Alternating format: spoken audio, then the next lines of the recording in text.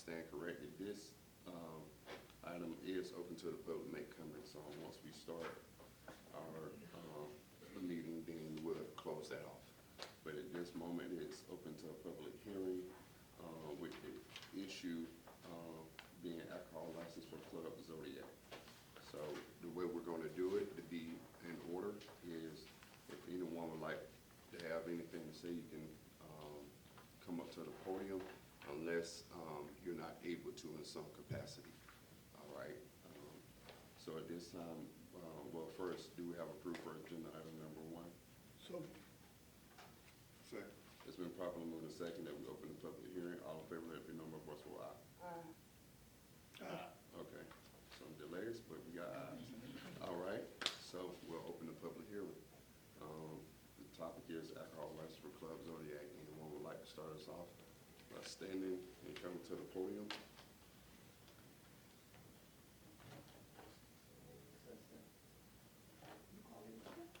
Yes, ma'am, if you would like to, it's a public hearing. Good morning, everybody. I did not expect to be first, but since I am, I must go. I thank God for. You frown right there, ma'am, if you need to stay right there. I or you just can- come up. Okay. Okay. Yes, ma'am. Okay, good morning, Commissioner. morning. Good morning, everybody. I thank God for being here, and I thank God for all of you. I thank God for the commissioners and the work that you are doing, and I know that we are all concerned about Cordele, and we want to make it better. Mrs. Redden, I appreciate you, I thank you, and all of you must know that we pray for you. As it is said, pray for those who lead you. And you are leading us, all of you, very well. However, I have some concerns. I am a member of the church across the street from Club Zodiac. My family's home is in back of that church, just Club Zodiac. We live there. I wasn't raised there. However, my younger siblings were. Currently, my grandchildren live there. We have raised in that house 4 sets of children, and we want to continue. That was my parents' dream, to have a place. My dad was a sharecropper. For his children, not my dad, I was a sharecropper, to live and a place to come home to. For y'all, I left Cordele, but I always wanted to come home. And I did. God blessed me to go away, stay 40 plus years, and come home. And I like being home. I'm thankful for God for all the work that you're doing. Now, I have some concerns about the Club Zodiac. Selling liquor, not opening. It should open, but I think that we can live without selling alcohol to our children. I believe, as it is said, all things work together for good for those of us who love the Lord. And we all do. And I believe that you will agree with me that there's a way to raise our children, program them without selling them alcohol. You see, some of our children cannot drink responsibly, and I was one of those. And there are some of my grandchildren will probably be like me, living across the street, and they ain't old enough yet, because if you're selling alcohol, they can't get in there till they're 21. But some of them look like they're 21, and right in the back door, they might run in there. So my point is, don't sell it to my grandkids, and I consider all kids to be my grandkids. And until we start thinking like that, we will not have a good community. Now, I applaud the young man who's getting a liquor license, because you see, very few of our black men can get a liquor license. And I don't know where he is, but I want to meet him. And I want him to know I'm going to be over there sometime. I will be there. I've raised sons, a son, and I've gone into some ugly places. And you have to know, I was a law enforcement officer. I did 40 years in the prison system.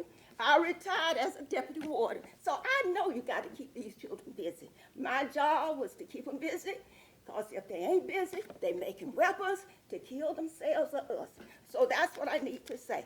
But I know that man can be successful, running a place for our children without selling alcohol. I believe what our children see, they become. I believe that. I also believe if they see people drinking, they don't drink. I did. And my parents did not drink. I believe some of us can't drink responsibly. Like we see that ad at Christmas. I don't know who he is now. He was one of our He was one of our celebrities. And you see him walking in his Christmas time. And if you can imagine that I was once young, and this man is going, and he's looking good, y'all, young folks, and he's stepping high, and he's well dressed, and he's got a pretty glass, and I like pretty glasses. And he would say, and in back of him is this ad that says, call in Black Label, something like that. And then he says, drink responsibly. Some of us cannot drink responsibly. Alcoholism, which is a disease, runs on both sides of my family, and it runs in some of y'all's family. Whether we admit it or not, it does. So I'm saying, don't let us put it over there. See, can we do something else? Let's help that young man have a good business, but let's not kill our children with this alcohol.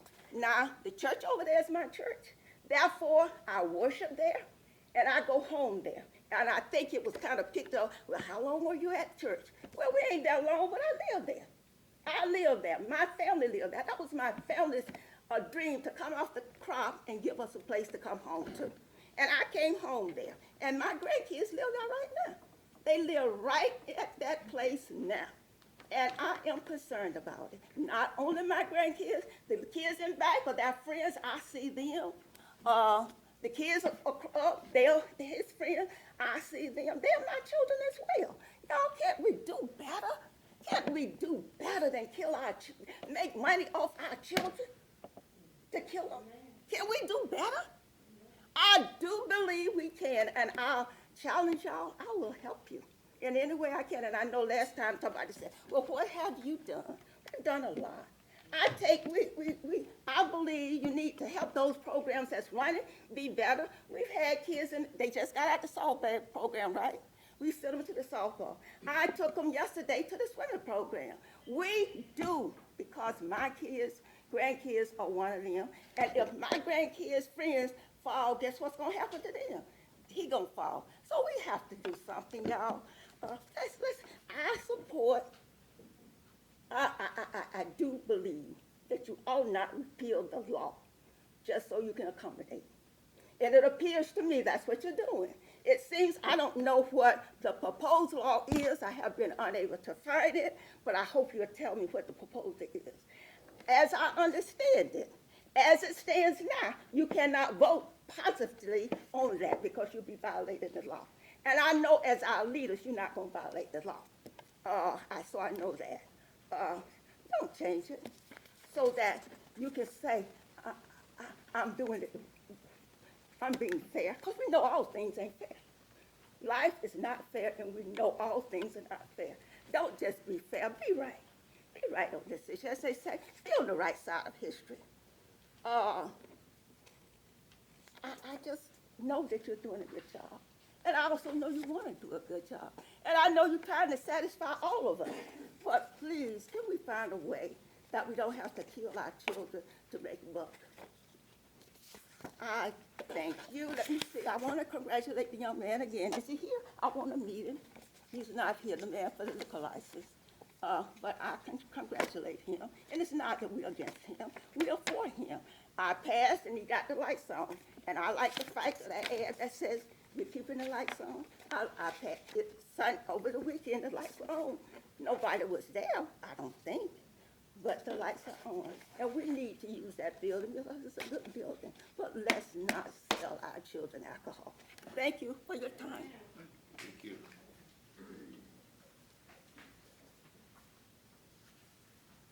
All right. Would any others like to speak on number one, alcohol license club Zodiac? Anyone can share their thoughts on it at this time?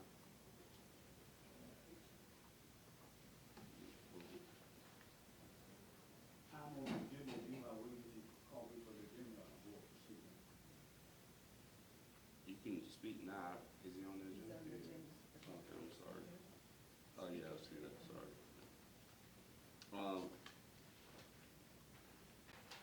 That's kind of, do you have I'm on the agenda. something to speak on this item?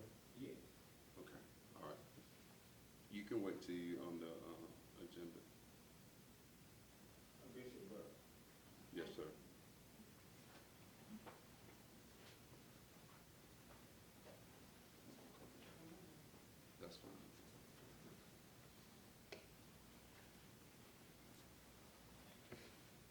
Good morning, everyone. Morning.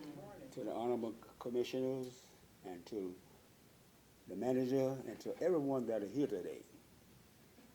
I come to speak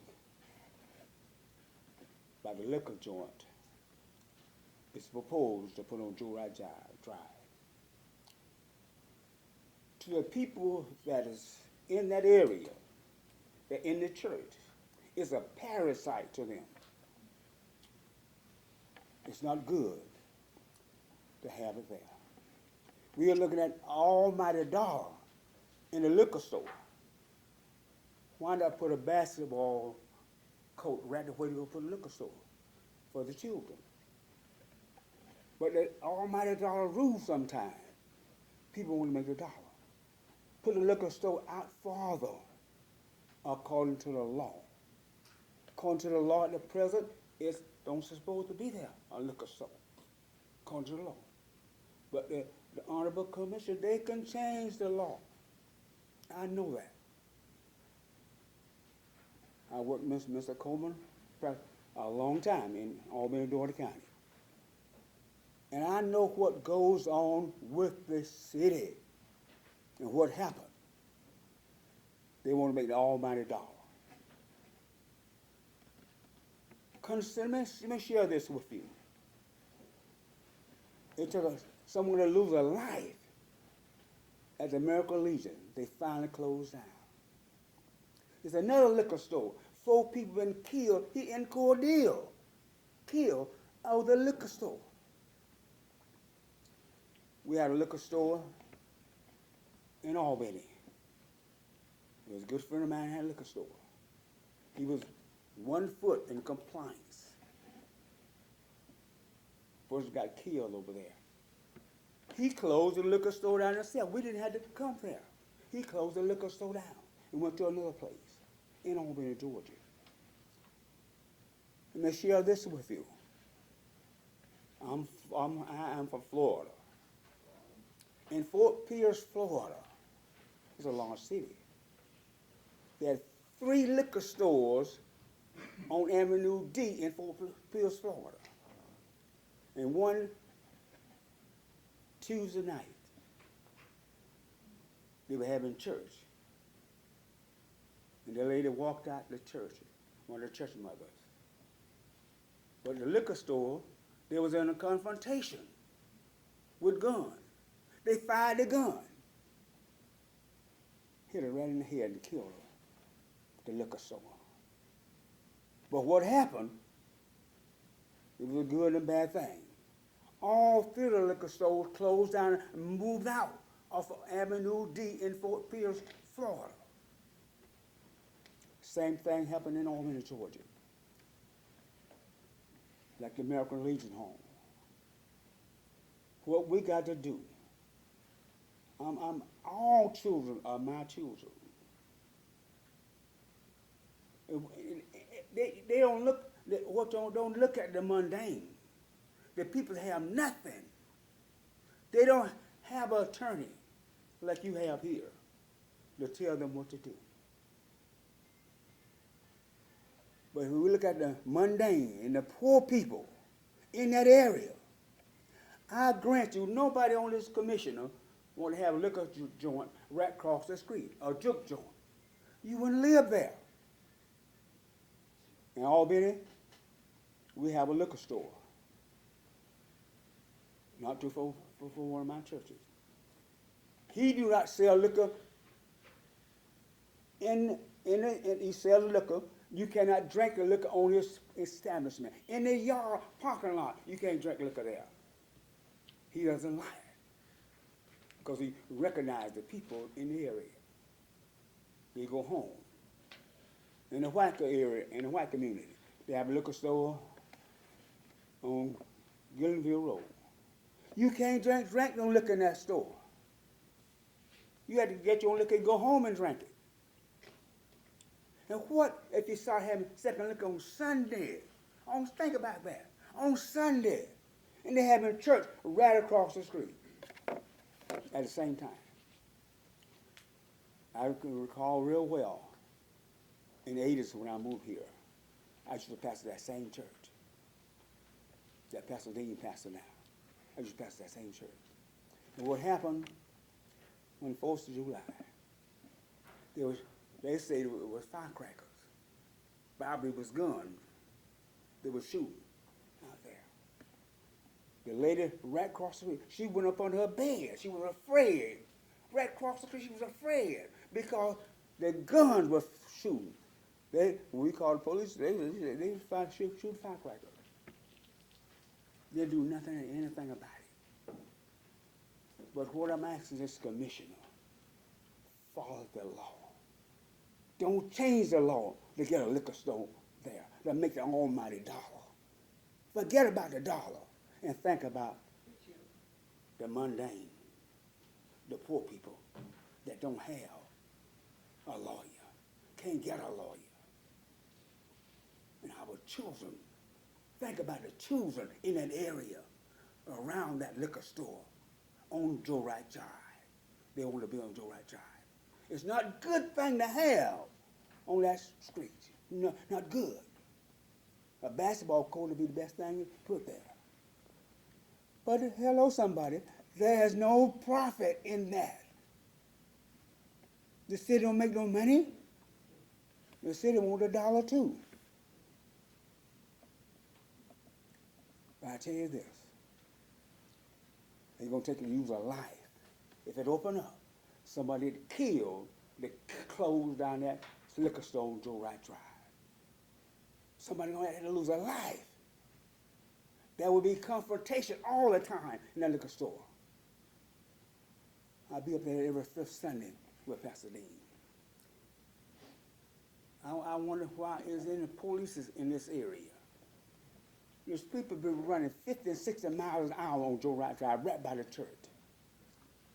They need to put speed box there, speed tables, like we did in Albany. Because we was 42 police short one time. We put down speed bumps everywhere and put up cameras on the road to give them a ticket. We didn't have the source. And we didn't have, we raised the salary, our police up to 62,000, the highest police is in the state of Georgia, higher than Atlanta, 62,000 a year. They come in making 42,000. They work up to 62,000. Don't have they invite police in. They got to say so many years now, because we pay and train them everything. Cordele, I please to you all, do not put a liquor store, change the law to put a liquor store to make the almighty dollar. Thank you very much. God bless you.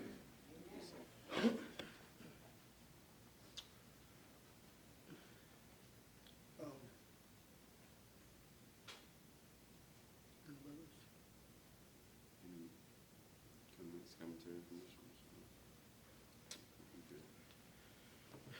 I was going to ask a question. In my 52 years of living, I'm constantly reminded of the 9 people slain in a church in the state of Carolina, sitting there having Bible study. I am constantly reminded of throughout the history of the church, where violence have occurred in the church and has occurred from people that's attending the church, from members in the church. My question would be to any of you, where are any of us safe from death? Where are any of us safe from death?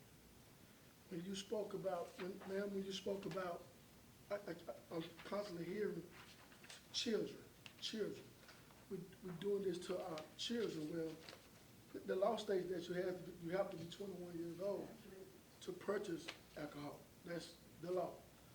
So there would not be children if the club owners obey the law. They won't serve alcohol to someone unless they're 21 years old. So we're talking about adults. How often does that happen? Because the children don't go in there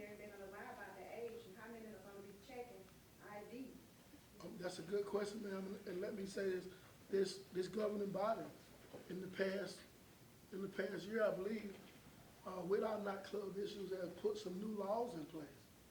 Some brand new laws in place, and, I don't even think it'll be feasible, to be honest, if we do this, I don't even think it'll be feasible for somebody to open up a club if they don't have the money. Because you gotta have paid security. You gotta have paid security. You're gonna have people, you're gonna have licensed law enforcement officers there who knows the capacity amount for the club. Am I correct? Okay, like I said, we had some issues. There has been some issues, and this governing body has went above, in my opinion, above and beyond to ensure the safety of the people that's visiting nightclubs. And again, we constantly hear, everybody on this board here, we're constantly hearing that there's nothing for anyone to do. It used to be just for the kids to do, but there's nothing for anyone to do. And like I said, to be fair, just to be fair, I understand what you're saying about changing the law. But as I stated in the last meeting, ever since I was a child, that church was there, and that club was right across the street from it. But when I woke up this morning on my way to this meeting, and this has been something that's been heavy on me, and I'm a man of the club, as some of you may know, some of you may not know. But it's been dealing with me. But this morning there was a clipping came across my phone. It's one of my favorites from the movie The Color Purple. And in this scene, the lady, she's at the club and she's saying, baby, God is trying to tell you something. The same song they're saying in the church. And eventually, the people from the club ended up in the church. I'm leaning toward the closer we are, the better we are to understanding each other. The young man that's proposed to open up Club Zodiac, I've known him all of his life, because I'm older than he is. He's a young man with integrity, respect, and he has been here time after time again, and he wants to do it right. He wants to do it right. And I just see him having all the respect in the world for the church, and not just the church across the street from him, but any church in this community. That's my take on it.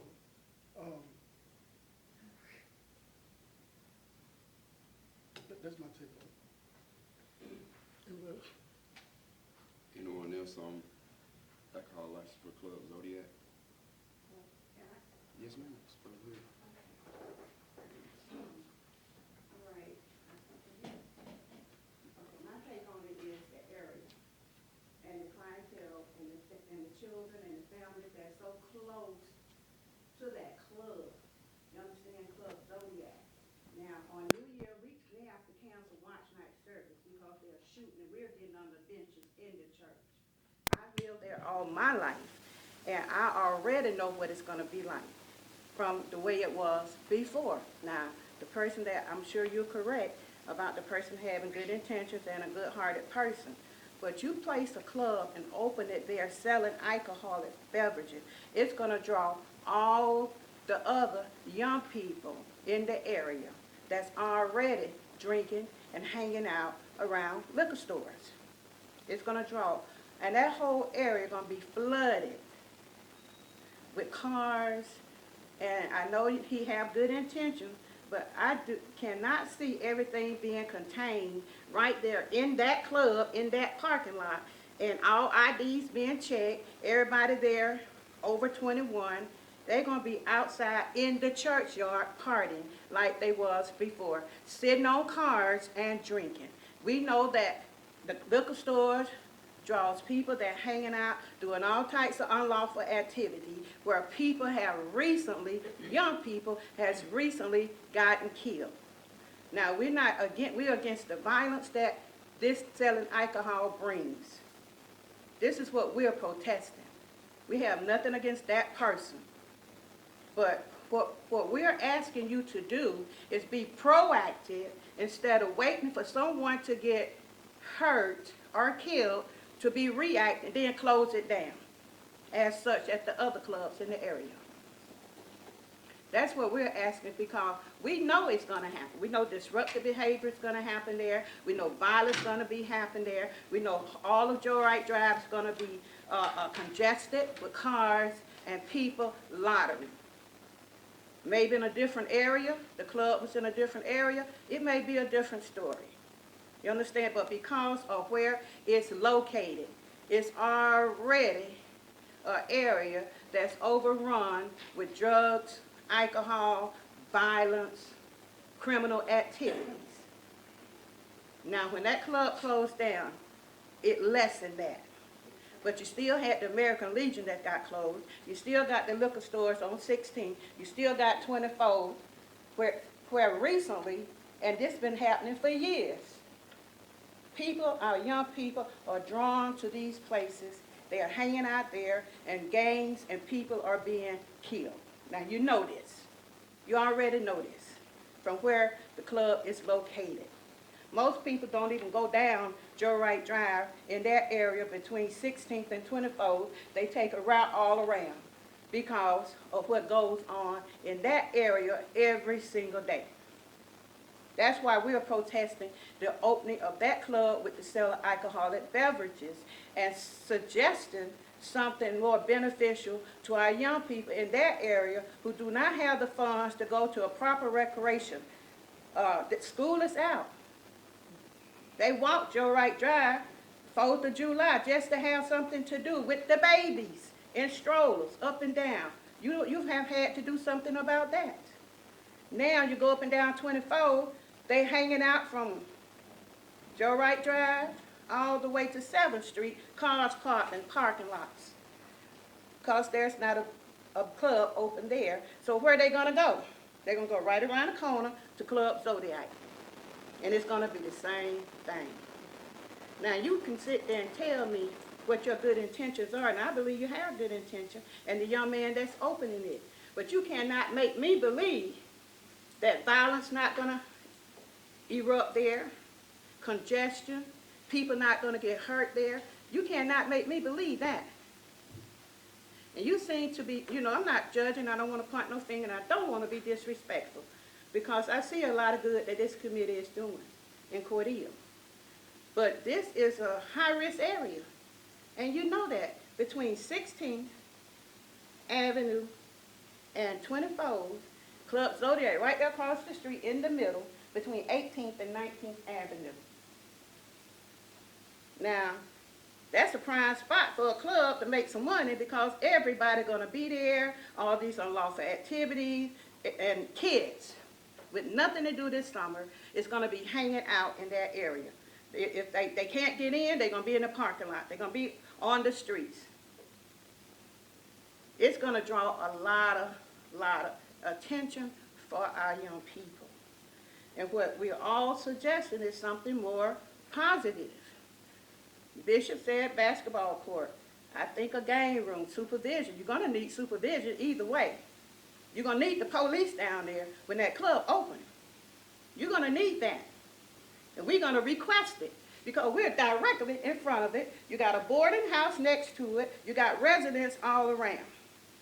Recently, a neighbor house was shot up right across the street from Club Zodiac. Recently. Now, we know of the violence that goes on there. The church was broken in and robbed. Club closed. It's going to draw a lot of more of this type of stuff happening in the area. This is what we're saying. Be more concerned about the people and the lives in this area. That's what we're saying. Because we already know these things goes on in Cordele. It happens year, weekend, and the summer is out, and more of what's been going on is gonna be more enhanced from selling liquor right there. That's what we're saying. We're trying to be preventive. We want to preventive measures more than, let's wait till somebody get killed and then we can close it down. No, That's not the answer.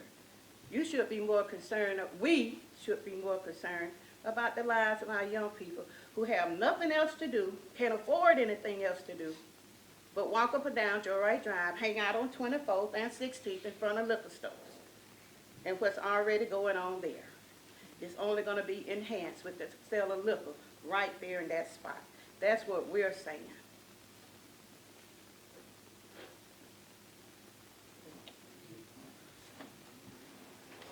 Mr. Taylor, how many clubs do we have on present? If I remember correctly, just one right now. Michelle's Michelle. so over. When the Legion closed, and that was from the upper rankings in the American Legion, we got credit for closing it, but we did not.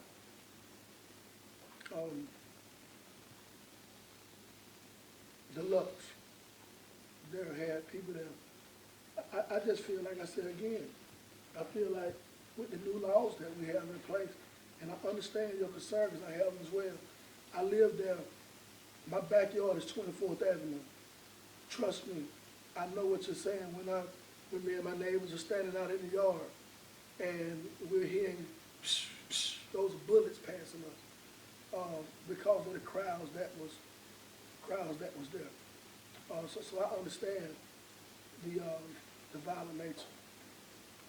But again, like I say, I'm so ready to see how these new laws that we put in place, how they're gonna work. I'm so anxious to see. Because, and like I said, I just don't, if we got more than one spot open, if there's more than one spot open, that breaks the crowd up. That's what I'm assuming, if you got more than one place open. That place you're talking about there on 24th, when you mentioned 24th, from 7th Street all the way up to 24th Avenue, all the way up to Joyride Drive, we're having the same issues there now that we had when the club was on 24th Avenue, when everybody was hanging there before Players' Choice was closed. We woke up every Sunday morning, every Saturday morning to the litter. And we toughened up on that, and it's pretty clean now, but that issue has moved because there is nowhere to go. They're in that parking lot there because there is nowhere for them to go and party at in Cordele, Georgia. And me, I was, in my day, I was a fan of the clubs. You couldn't beat me here to the club. I had my own personal seat, but I growed out of that. And what I don't want to do is take away from somebody something that I've done. I don't want to, it was okay when I did it, but because, I'm serving the Lord now, I don't want anybody else to do it. God being a free will God, as I spoke in the last meeting, allows us to come when we get ready. And I believe that it's the duty of this commission, again, to be fair to all citizens. And I believe with everything in me that these places, the club, the church right next door to the Lux there, I believe that the people there at Lux gonna have enough respect for that church, that when that church is operating. I just believe that. I mean, it's almost instinct, like as when we were children. Y'all remember when we were children, when we walked past the church, we got away from the house and we would do some cursing. But we respected that church. We walked in front of that church, hey, you can't cuss right now, you're in front of the church. And I believe that still goes on to this day. I believe it still goes on to this day. And I honestly believe that if law enforcement do their job, if they do their job, I just don't see it. I just don't see it with the new laws. You're speaking on, your concerns are with what we have with the previous laws. That's your concern, the way things have been ran in the past. Those days are gone. If you don't have law enforcement at your establishment, it doesn't open. Isn't that right, City Manager?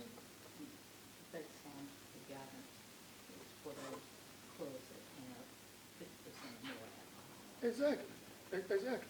So That's, I mean, I appreciate the concern, but like I say, as a resident, I live there. My mom lives a block away from your family house. I grew up in that same neighborhood there, at the barber shop there, just a block away from that place. I literally grew up there, you know, so it's something that has always been. It's something that has always been. Ma'am? I said, well, one thing that I just want to comment, like, you said 21, they can go in, and I understand that's the age to sell liquor. But just like we were, I got a 21-year-old, I can tell you that she ain't grown. And the 21 years old today are not as mature as the 21-year-olds were when you were growing up. So they're not, they're still children. They act like children. They still are children in our minds, but I do know the law says they can go in at 21. I totally agree. But I they are totally not agree. as mature as you were, and you were not as mature as I was. I totally agree. So, I totally agree. All right, can I ask one question? You could ask me two or three. When all the cars park in front of the church, would the police make a move? I'm gonna answer that question. Commissioner Owens here is the, works at Williams Funeral Home. And when the American Legion was open in its full capacity, there were some issues with people parking in that parking lot. Well, Mr. Parker barricaded the parking lot off and no one parks there. That was something that he did, but I'm sure that if he wanted no one parked, if he didn't want anybody parked on his property, he could have simply called the police and y'all had no cars removed. And that's the same thing that they'll do if they're blocking the roads at the church. What about all the cars speeding up there, running 50 and 60 miles an hour? Well, according to the minister here, people don't go down Joe Wright Drive anymore, so either they speed or they, On the fifth Sunday, I've been up there. We had to, our car we parked on the east side. We had to watch for other people to get in their car. Now, the car be going so fast. sir, you do understand that that church sits on one of the busiest streets in the city. You understand that, right? Yes, I understand That's one of that. the, Joe Wright Drive. Joe Wright Drive is one of the busiest streets. Well, could in they the put city. speed bumps and speed tables 15 feet on the side of the church? And it's a state. That way they cannot speed. One way to address that is if there is a problem, then we can Do get with the police department and they can, The speed study. right. And do we say have our speed, device, the trigger? Okay, yes. So there's a way we can check the speeding on Joe Wright Drive to address that. Chairman, I'd just like to say something on this topic. I just want everybody to understand, this ordinance is not specifically targeting Club Zodiac. This ordinance is blanket and applies to the entire city. Now, years ago, Cordele was a dry town, and everybody said Cordele didn't grow because we did not have liquor by the drink. And we couldn't get restaurants and everything because we did not have liquor by the drink. Well, liquor by the drink was passed. So when liquor by the drink was passed and alcohol came into the city of Cordele, and these restaurants and everybody can apply for alcohol licenses to be able to serve, that opened it up. That opened alcohol up. Now, me personally, I view alcohol as a choice. Do I think 50 feet or 100 feet or 300 feet matters if you want to go buy alcohol? I do not. And what changed some of my views was years ago, there was a quickie store over on 24th Avenue. And it's right there by the middle school, not far from the auditorium. All right, so that quickie store right there couldn't have and sell alcohol because it was so close to the middle school. Well, what he did was he went just past the footage and he built on the other end and moved the quickie store from one end of the store to the other end of the store. So what I'm telling you is the square footage don't matter. When there's a will, there is a way to get alcohol. And now this commission I know what happened at Club Zodiac in the past, but this commission has really applied itself. And what Royce has been referring to is food sales. When more than 50% of your revenue is derived from alcohol, you have to have security. So restaurants that are serving alcohol don't have to have security unless their alcohol sales reach a certain level. So Club Zodiac in this particular instance is not serving food at that volume, so they will be required to have security. And when they have security, you're gonna have bartenders that have to maintain over pouring, and they have responsibilities. So there's a lot more requirements on the alcohol license. From a pouring standpoint, there's more requirements on security. So, and there's other places in this town that have applied for alcohol license. Recently, we got one right up here, right by a DUI school, real close to court being held. That's applied for a license. They have it. And it's real sketchy on this square footage issues and everything. But again, I view alcohol as a choice and an individual's choice. If they're gonna buy alcohol, they're gonna buy it, and I just don't think the footage matters. And we did something similar to what we're doing now to get businesses to locate in our downtown area. With the college being there, we had to make some adjustments there so that we can, have people to come and spend money in our downtown area. There were some issues with the Wilson stop, I believe, and the school being right across the street from each other. And I think we rezoned it party district. That's what we did? Entertainment district. Entertainment district. Entertainment district. So, this is, basically what I'm saying is, this is something that we've done before. And to be honest, it don't work. It's work. In most cases, it's work. When I'm going to the clubs in the city, when I step out to the city and I go out to the club in the city, I'm comfortable. I can't tell you the last time I was at a club in Atlanta, Georgia, and violence broke out. Because as soon as I get there, the police are already there. County police, sheriff department, they are already there. You pretty much have to be almost crazy to go somewhere. And what I've learned about the people here in Cordele that's different is if there's a police officer, am I right, Taylor? If there's a police officer, a lot of times it deters the crowd, right? They go the other way. I'm believing we're gonna be all right, y'all. I'm believing we're gonna be all right.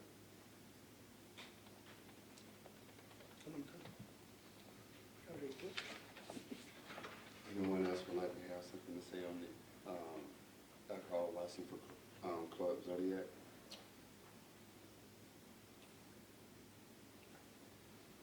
Okay, at this time we'll end that public hearing on that. All right. You have a motion for the hearing on request to amend the city of Cordele zoning map to rezone property 110 West 21st Avenue. So moved. Second. It's been properly moved and second that we enter into the discussion of the public hearing on amending the zoning map.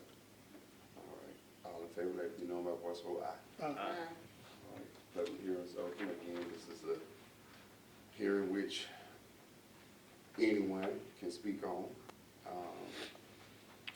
So there is no confusion. City Attorney, will you do us the pleasure of explaining it? So before we start, so there's no confusion on what is going on and what's happening. We don't want misinformation. Thank you, Mr. Chairman. Whenever there's a change in the zoning map or a text change in your zoning ordinance, the law requires you to have a hearing. In our case, we have a planning commission, so before the planning commission and before the body that makes the final decision, that's y'all. So y'all need to hear from the public, and then you may vote after the hearing and a recommendation by the board, which we have, to make the change or not to make the change. I think that's on the agenda at a later time, Mr. Chairman. Thank you. Any commentary on rezoning? Mr. Chairman, the only thing in it is that you all have a photo in your agenda packet of the location that is requesting the rezoning. And basically, it's been this business for a long time, but again, the area is zoned residential, instead of, general commercial. There's a beauty shop there in that area. That's the photo that you have. For some years. Yeah, it's been like that for years, but the area is zoned residential, so basically it's a, request to change the zoning from R75 medium density to general commercial. All right, any other comments? All right, we should move forward. Yep, we're gonna close the public hearing, at 9:50, All right, we should go into our specific agenda, things. And we have speaker appearances.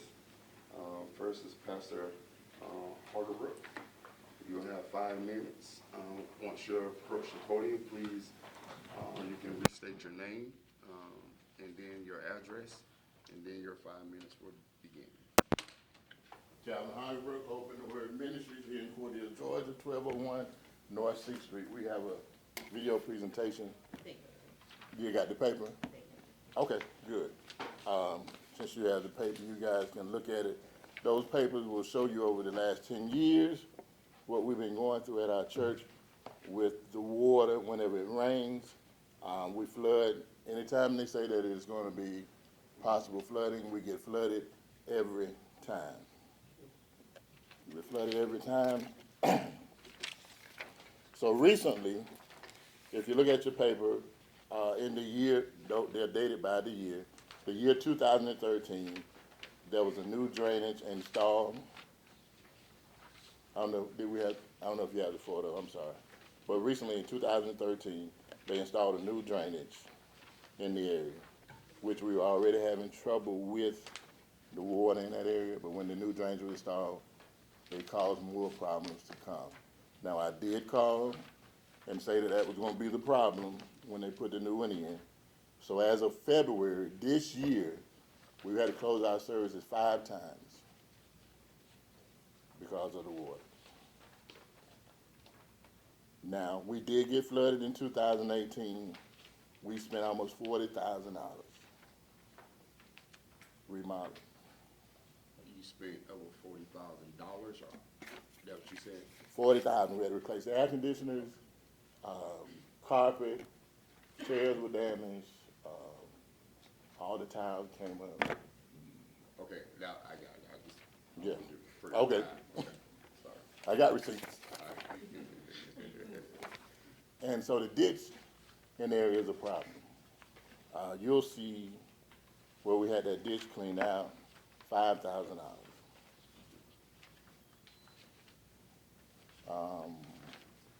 When they come back and clean it, $960, $260 to keep it sprayed out of our pocket, and it doesn't belong to us. So now we're wasting a lot of money in that area. And I don't know, you have with Chris Powell in 2023 or 22 on the property. You see that one? Okay, good. That happened after I came to the city and the county and asked them to clean the ditch out. You said that you can't come on public property. 3 days later, they were on our property. They can't come on private property. Private property. That's what they told us. City and county came out. County came out. So 3 days later, they were on our property cutting down trees. Guess where? In the ditch that we're trying to get you to clean out. They spent 8 hours there. I got more pictures. So there's a big sign that says no trespassing. But you told us no, and I asked us, what y'all doing here? They said, we got permission to trim the trees out. If you're gonna do part of it, do all of it. So, a couple of weeks later, people on the property, what are you doing here? We're testing the water on behalf of the city of Cordele. Okay? A couple of weeks later, people on the property, what are you doing here? We're testing the water on behalf of the city of Cordele. So, it seems like you can come on the property and clean the ditch out. We spent almost $7,000 of our money doing something that it belongs to you. Sir, you have 1 minute. I'm gonna give you 20 extra seconds for interrupting you. Sir? You have 1 minute, 20 seconds. Okay, cool. But we have, when we got flooded in 2018, the air conditioning units were destroyed, $15,000. Carpet was taken off of the floor, $5,000. This is money that we're spending, and now, because of the other drainage that have been put there, we're having the same problems that we had in 18. Water got in our storage house. The next place will be the kitchen. If it had not stopped raining that day, we would have got flooded. We called the police, send somebody out here, block the road out, somebody won't get hurt. We stayed there 30 minutes, nobody showed up. We can't get in our church to have church.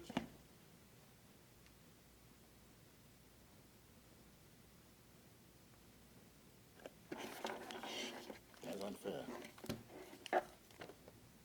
Sir, I want to see if the commissioners may have questions for you. You had about 10 more seconds when you stop.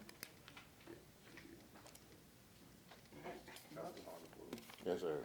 Question, when, in looking at the pictures, the property that you said, you all do not own that property. That's not your property, That drainage, it should be maintained by the city. and that's gonna be, based on this picture here, that's gonna be. Yeah, the ditch that they're in, Okay.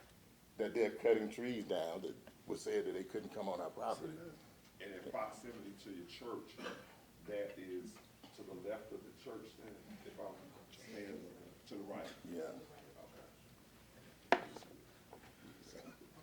I mean, every time we've been told no, somebody came on the property.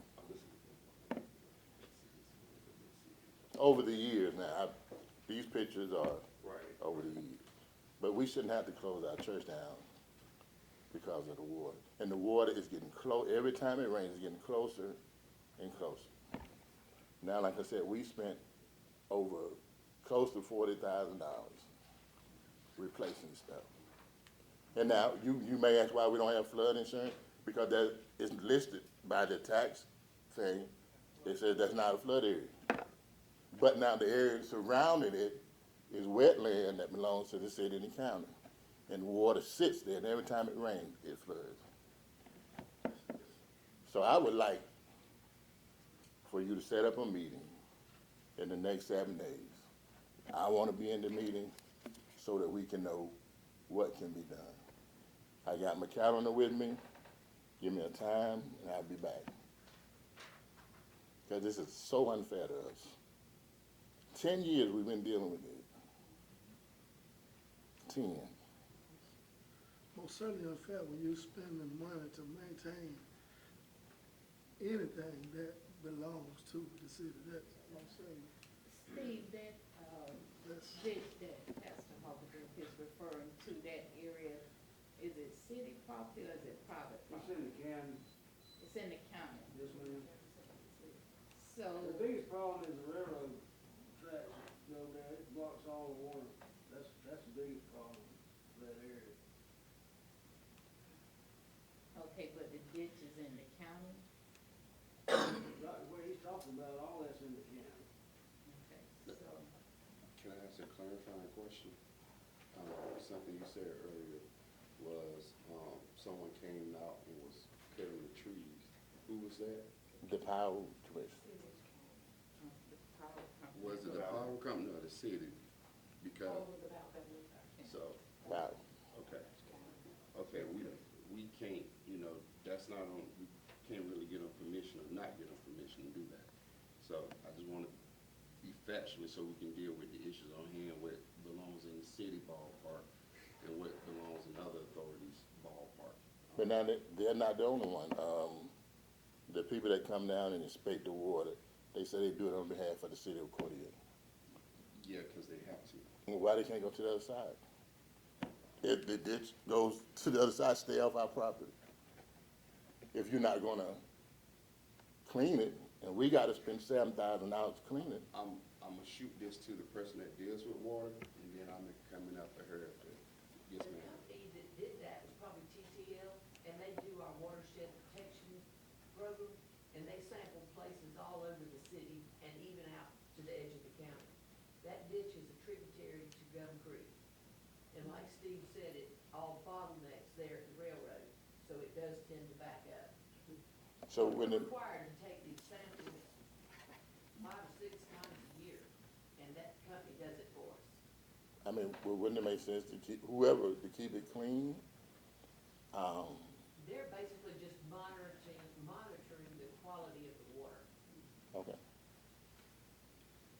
Sir, Commissioner Owens, go ahead. I was just- have you reached out to the county, to the power company yet? I've reached out to the city, and I reached out to Chris, the commissioners there. I haven't reached out to the power company, because there are so many different people coming on the property, doing things, and all we ask is just some help to keep it clean. But now, with adding that other drainage, it has gotten worse. And I pointed that out. And they said something about putting the L shape, that never happened. So it's like somebody took a fire hose and that water just gushing. When you said they, who is they? The people that was working, I called Miss Janet, she referred me to who was in charge, the superintendent. I talked to him, he said, well, maybe we can put an L shape down there to help that water go down through that area. So I don't remember names, but I remember having that conversation with someone, and it never happened. And now we've been, we were told that that area in the back was gonna be kept clean on down the road by the railroad tracks, what he mentioned. They started out good, but then it stopped. Everything has grown up, and it's gotten worse. And when that water hits our property, there's so much trash. Me, my sons, we have to get out there and clean all that trash up. So did we I think the put first order in of that? I think the first order of business should be, we find out for sure whose property it is, whether it be county or city. Because as I heard what Steve said, but as he said, that they saying it's county and the city. So what we need to be for sure. We need to be for sure whose property it is before we move forward. This problem is so complex, it's unbelievable. I've been tirelessly working on this for years. And the city of Cordele does not have a good drainage system. And the bottom line is, this is rough, but from 16th Avenue north, that drains to Gum Creek. 16th Avenue south drains to Cedar Creek. But your church sits where about all the major ditches run together Exactly. and drain into Gum Creek. It runs right there by you, and they are huge ditches that drain the city. And, I mean, your drainage from our retention pond off of 20th Avenue runs that way. And it runs right by Goo Goo Car Wash and all of that floods, and all the area right there around the hospital that floods, drains, and goes right by your church. All the stuff from about McDonald's, and not McDonald's, but Burger King. All of that drains and goes right by your church. You get all the trash, all the debris from storm drainage and runoff, and it dumps right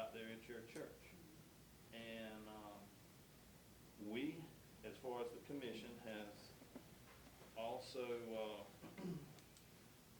there's a grinding machine that we put into SPOS to help us with maintaining ditches. Ms. Vesta and several of us went and watched this machine.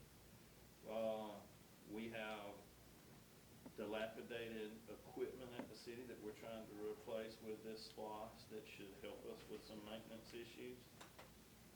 But your issue at the church particularly, Gum Creek dumps in at Lake Blackshear, right there at the state park where you pay your parking pass.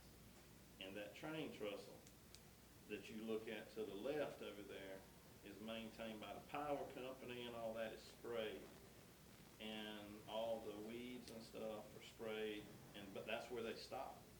If you look on the other side of that train trestle, it is thick algae and overgrowth. And we start backing up from that trestle all the way back to town with Hurricane Michael. Hurricane Michael knocked down trees in Gum Creek. Thousands of trees are in Gum Creek between the city of Cordele and Lake Blackshear over Gum Creek. I've flown over this in a helicopter. Now, the county did get emergency management funds after Hurricane Michael to help clean out some of this. And that's probably when the power company came in there and done that cleaning after they got some emergency management funds from the state. And came and they cleaned out and did a lot of work as far as they could. But that's when I'm gonna make this assumption of when things got cleaned out was when they got those funds to clean things out. But there is a lot of land between there, the water treatment plant, and Lake Blackshear that have trees in it. And Gum Creek is gonna back up, and that's what I'm telling you, this problem is so complex and immense. I don't know what it's gonna take to be able to clean Gum Creek out between the water treatment plant and Lake Blackshear. I think that what Commissioner Reed said is gonna be our first priority. Let's go ahead and deem whose property it is, because, I mean, to recap, Pastor Oliver, everything that you just said, I mean, he knows fully what's backed up, because he's lived for the last 10 years, he said. But I think the most immediate concern for us at this point is just go and figure out who's gonna be responsible for it, because we know it's an issue. We got that. He's part that, he's part 50 and everything. But at this point now, your answer from us is that whose is it, and what can we do to get it straight is what you want. Yeah, because we can't get the insurance is so high because we've been flooded, but it's not listed as a flood zone by the city, which we're covered by the little swamp area which belongs to the city and county, which is gonna flood every time. That's gonna be kind of. That's actually a Corps of Engineers decision about what's on the floodplain. May be a complex thing, but you might want to appeal that, because if it's surrounded by a flood area, seems unlikely that they might have made a mistake. You might want to appeal that. I have a question, is this a ditch, or is it a creek bed? Where he is, Yeah.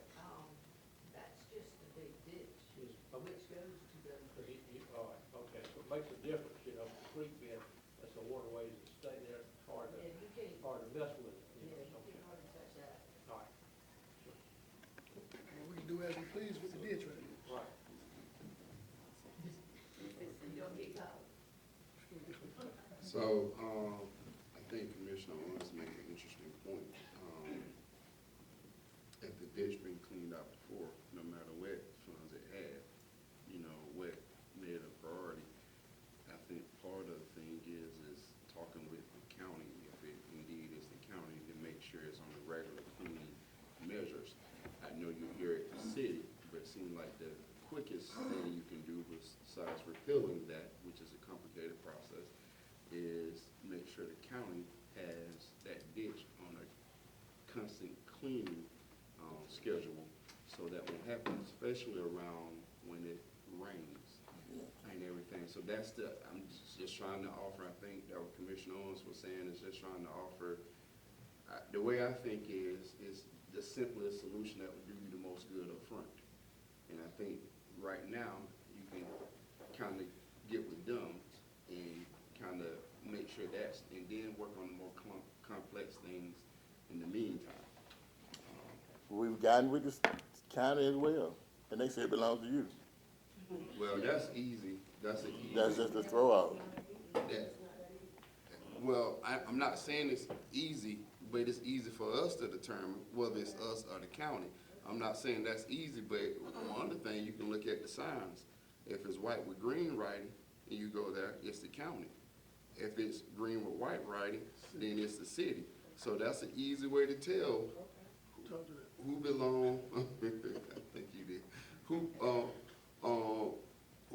property it belongs to. So I'm not making your situation easy. I'm saying for us to determine who, you know, sounds like there been some pushing the buck or pushing the blame type thing. And I know it's complex for you all, and I sympathize with you all. My family church is in Vienna, and they changed the drainage system, and growing up, we went plenty of weekends to put things down and ward up to here, because our home church sits down in a, you know, low valley up down Pimento Street. And so I sympathize with it. I've lived it as a, you know, growing up, where we had to go and do the same thing because the city of Vienna, Dooley County, decided to do something similar. And, you know, some heads was like, you know, that was gonna happen, but it happened, and same thing happened with our church. So it happens, especially if you sit on the low point or you're in an entrapment like I think you're describing there. So I really do sympathize, but as a body, we have to figure out what's first. If we can come up with a solution, I heard you, and I love that you came up here with a solution. You said, this is what I want, a meeting in 7 days. Specific, I love that. But there's some backhand stuff we gotta do, because we can meet with you in 7 days, but if it's not ours, yeah, we have little authority to do anything about it. So we got to figure out for sure, maybe that's a conversation with Clark. Right, or, you know, to make sure, and for us to push back on the county and saying, hey, Pastor Harper came to us and relayed to us that you all were saying this all. We want to be clear that this is not our responsibility. It is the county. Because as you're aware, you all pay, if you live in the city, you pay city and county taxes. If you just live in the county, you pay county taxes. And part of your tax paying are to, you know, be able to give you power to talk with them and say, hey, this is what we need from you. And I'm not sure how many, you know, what your church look like, but, you know, there are power in numbers. So you and a few members go and, you know, hold them accountable to that. You know, that's my suggestion. You know, it gets frustrating at times. We've done that, even here, and even there we've done that. And just, you know, within 10 years, nobody has never cleaned that ditch out. We spend our money. Our men get down there and clean it out. We've taken on the responsibility because we have a lot of kids running around. You know, we have alligators down there, snakes, all of that. Years ago, excuse me, when I was younger, DNR used to come to a cleanup Gum Creek. I think they stopped doing these things, and I think that's why we got such an overflow. After the storm, Michael, all the trees went out, nobody came to clean up anymore. So the water's backing up everywhere. I mean, back to the cemetery, we had, the whole cemetery was up. So I'm thinking that somehow the county, the city, somebody need to get with DNR, natural resources, see if they can clean up this area. That water's backing up everywhere. And it's costing us. Like I said, we spent close to $40,000 from water damage, so. According to recently received information, it's in the county. It's in the county. It's in the county. Yes, sir. Our UCNT director just, yeah, I'm the tax assessor, and that's another way you can find where your property is as well. Yeah, that's what we've been looking, and like I said, there's no flood, so forth. Now, and I'm just piggybacking on what you all have said, and I do thank you for pulling that up. But when we take that information to the county, They tell us, and they flip it on us and say it's city. So it's like maybe the city and county could get together, and we could come in together, even though she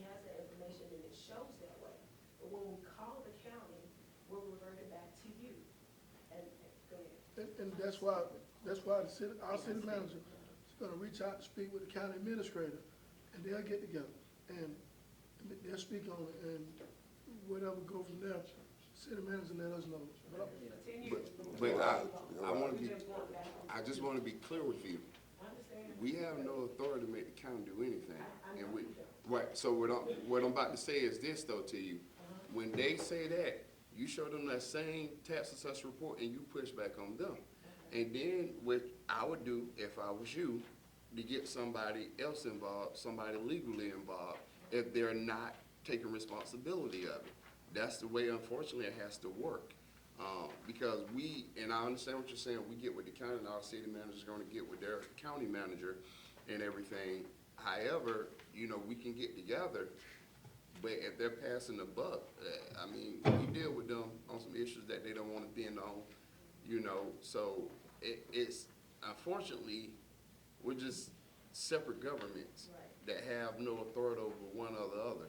Because we wouldn't be here if they hadn't sent us. I understand that, yep, yep, I just want to let you know. yes, ma'am, We wouldn't have been all in this, if they wouldn't have told us to go to the city. yep, yep.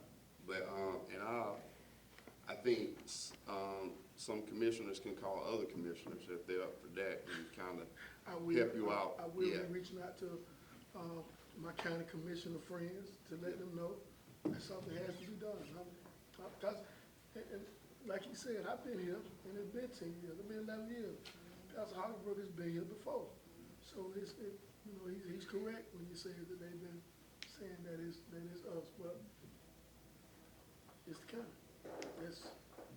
That's where it's at. And I'm gonna find out who's commissioned over that district out there. We're gonna light some fire together. That's what we'll light some fire to. Y'all got that on camera? Thank you. Thank you. All right. Any other comments on that? Oh, I'm sorry, that's the speaker. Travel tired. Sorry, so forgive me. All right, Bishop, Berg, you spoke in a public hearing, and, now I ask you, is that you have any more to say? According to, you spoke during the public hearing, but because you're on the agenda, anybody can speak in the public hearing, or what have you. You do have an opportunity to voice your concern since with 5 minutes if you would like to speak again. But if you had to say it all you had to say, it's fine. Yes, I would like to say this. I'd like to see the city get involved in trying in that area. Because if they individually call the police, they gonna come back on the church. Because you got to give your name and address when you call the city out there. When the city tells this, the juke joint gonna come on the church. I mean, the liquor store gonna come against the church. That's what's gonna happen. When I was passing there, everybody was scared, afraid to call the police. Because they had to give their name and all the information. And then you tell the juke joint or the liquor store that the church do, then the church, they come against the church. This is why they are afraid to call the police. Because when they park in the front of the church, when they would shoot firecrackers or guns or whatever, the lady, she moved out of the house, she moved out. She couldn't take somebody shooting guns all the time in the area. So people was afraid to call the police because they got to give them the information, their personal information, who they are, and all this. And if the police come and make you move the car, say the church, well, the church made them move it, then they gonna come against the church. This is why they're This is why they're afraid to call the police. Thank you, sir. That was. Yes, sir. Thank you, sir.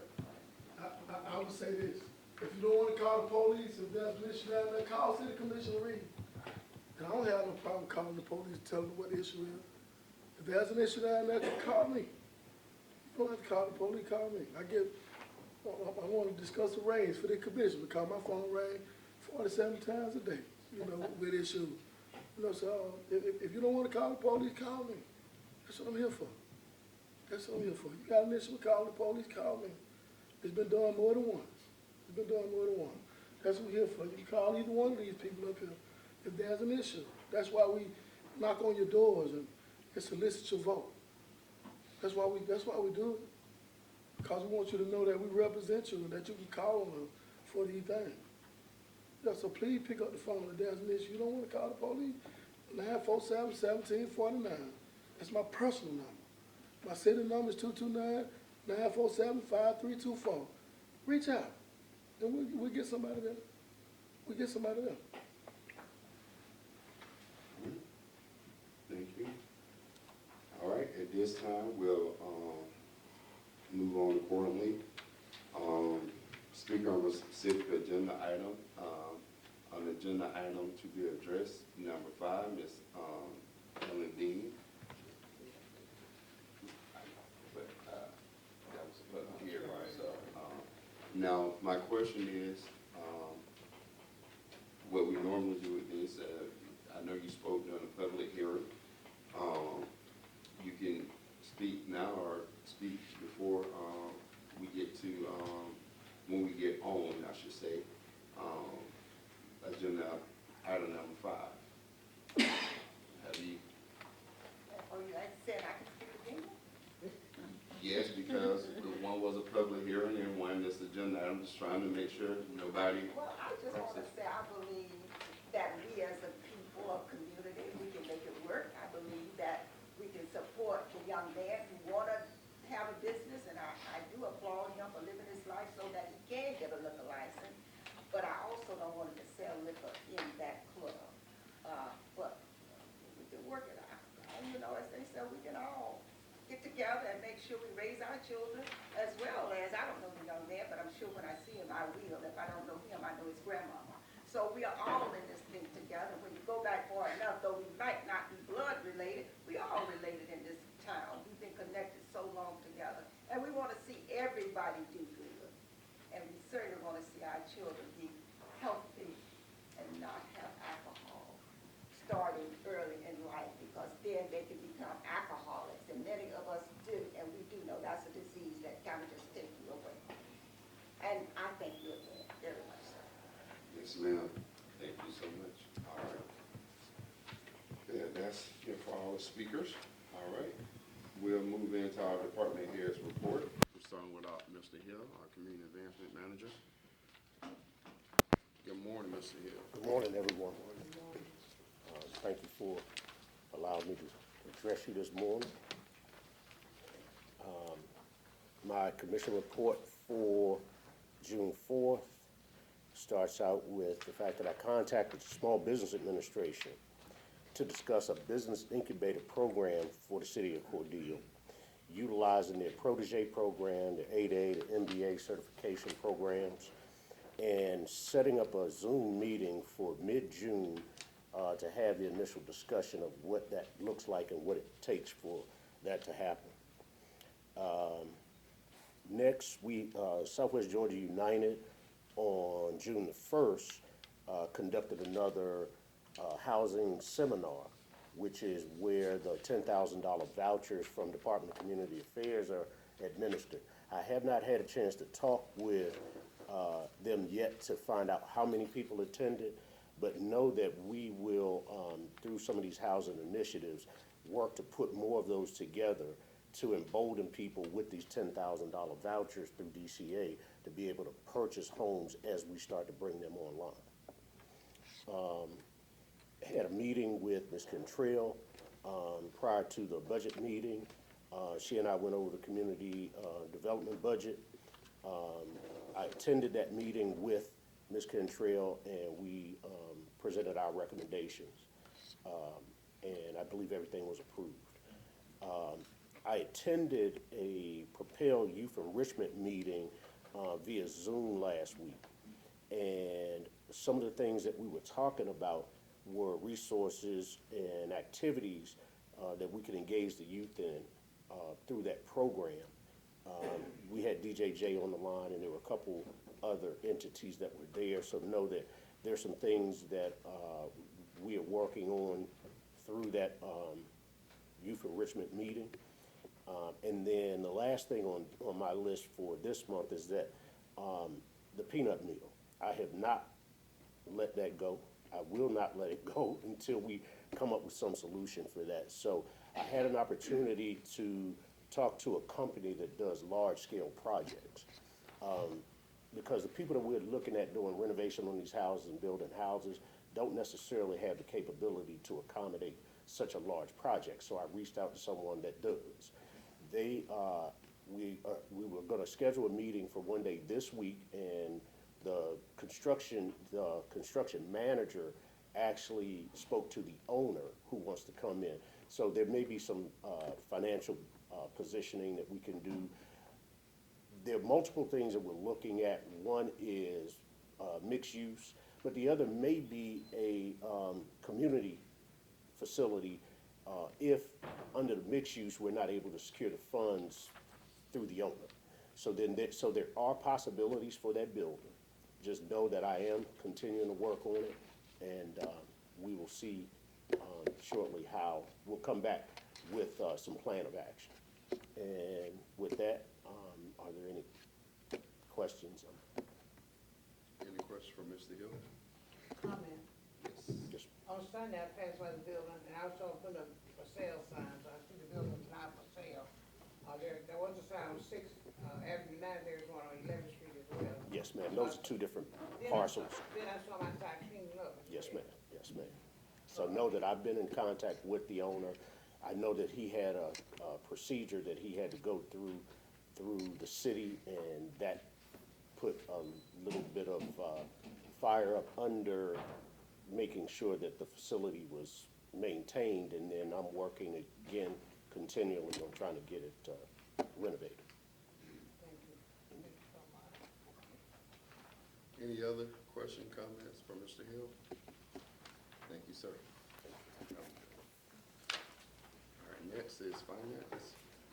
How you doing? I'm well, how are you? Pretty well. Good morning, everyone. Good morning. Okay, we finally started receiving the full amount for Splash for 2024.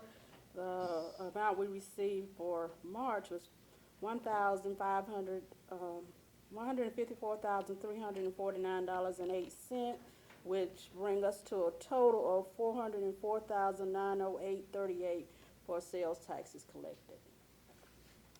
Any questions? Any questions from finance? Thank you. This is fire. Good morning. Good morning. Good morning. It's always hard to follow the money. This is for reporting period April 29th through May 28th. We made 70 total calls for service. There were 5 structure fires, 2 brush fires, 31 medical calls, 9 motor vehicle accidents, 6 gas leaks, 2 power line down, 4 electrical short, and then 11 were false alarms. As far as department news goes, MES was in town last week. They did our annual maintenance on our Hearst extrication equipment. It all passed. We did have to replace a set of hydraulic hose. I attended the Central Georgia Fire Chiefs Association meeting in Houston County. It was, in addition to the local fire chiefs, it was attended by Georgia Fire Standards and Training, Georgia Public Safety Training Center, State Fire Marshal's Office, State Firefighters Pension Fund, and the Fire Chiefs Association. We also attended the 2025 fiscal year budget work session, and I've been in touch with the American Red Cross. We've scheduled another smoke detector blitz for the fall. It'll be in Ward 1. It'll be Saturday, September 21st, and we'll have 50 smoke detectors put out. That's all I have. September 21st. September 21st, Saturday. All right. Any further questions for our fire chief? Chief, how many hours do we have to put in to earn a day off on the fire department? Be more specific. I spoke with some guys from the fire department, and they were speaking about, they said 24 hours. Annual leave or personal time off Personal time off. is built, we work 24-hour shifts, but it's built at 11 hours, 11.5 hours. So it's actually built, that's a month, so it's built at less than 12 hours a month. So you build 5 point something a year instead of 6 full days a year. So there is discussion to make it a full 12 hours a month, just like an administrative or a city employee gets 8 hours a month, so they get a full day. They're not getting even a full half day per month, so that's probably what the discussion is. That's exactly what it was. That's exactly what it was. That's how we build it.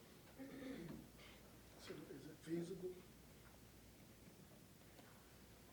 We have to look at all of the, hours and discussions around the fire department, because if you all remember, it was before Chief Alligood, came to the city, they hired or went to an attorney, because they were getting paid 19.805 hours. I don't remember, David, is 19 and a quarter hours, and then they had 4 hours sleep time, and if the sleep was interrupted, we paid them overtime, but then they went to an attorney because they wanted to get paid for 24 hours, so there were some adjustment made based on discussions at that time, because of course we always have to look at overtime hours, because going from 19.25 to 24 hours pay time, so we just have to look at all of that and bring it back to you all for discussion. I will say this though, and I thank Ms. Redding for that. She did go back on vacation time because they were still building vacation time on that 19.25, even though they were having to take 24 hours to take a day. So the city did go back retroactive to January 1st, and now they're building 24 hours instead of the 19 and a quarter. So they do get a full day for a full day. Thank you, sir. All right. Housing and urban development. Ms. Cantrell just handed me a note, she's not feeling well, so I will go through her report.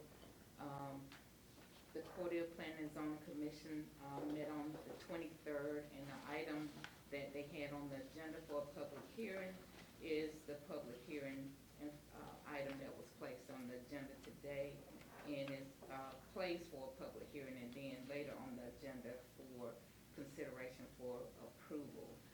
The Board of Zoning Appeals is scheduled to meet on June 28th, 2024 at 10 a.m. to review and consider a public hearing request from Texas Republic Signs LLC.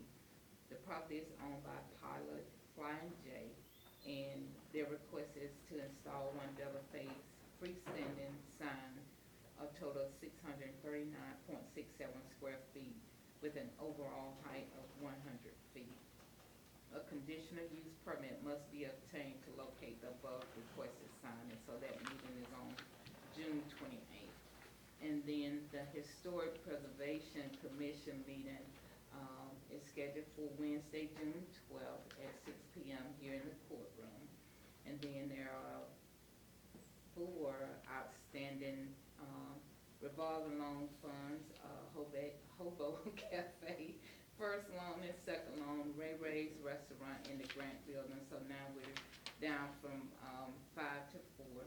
And then, of course, we were awarded the 2018, well, not 2018, but we were awarded 2024 CHIP funds, and you have in your packet a flyer with the announcement.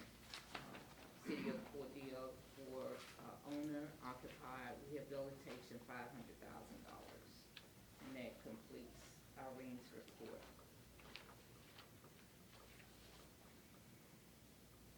Any questions for housing and urban development?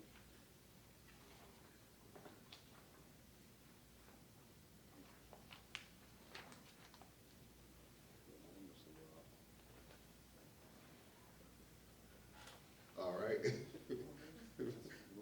Yeah, all right, HR.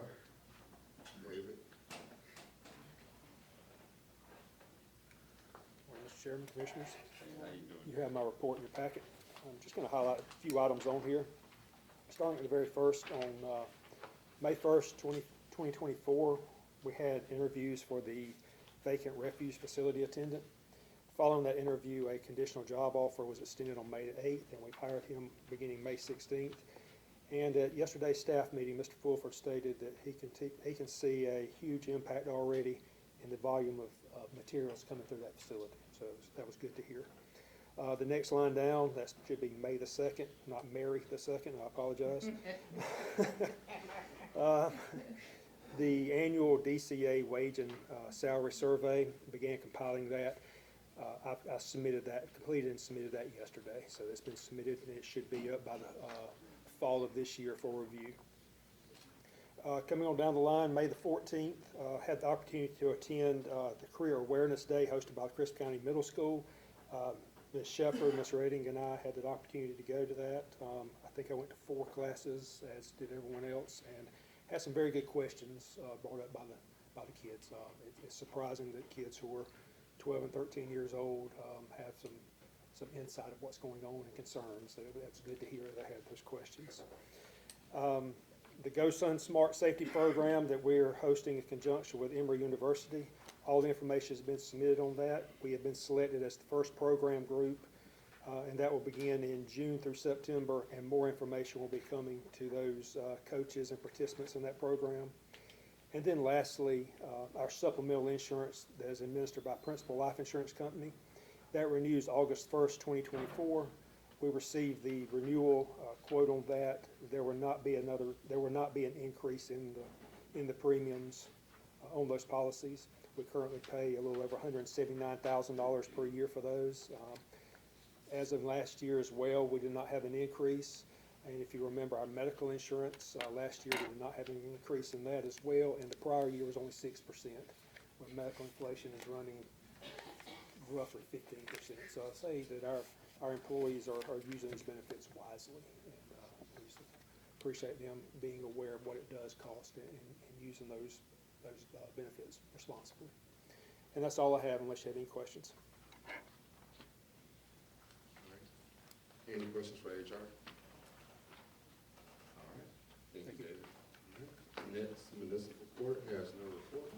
You have a report? Okay.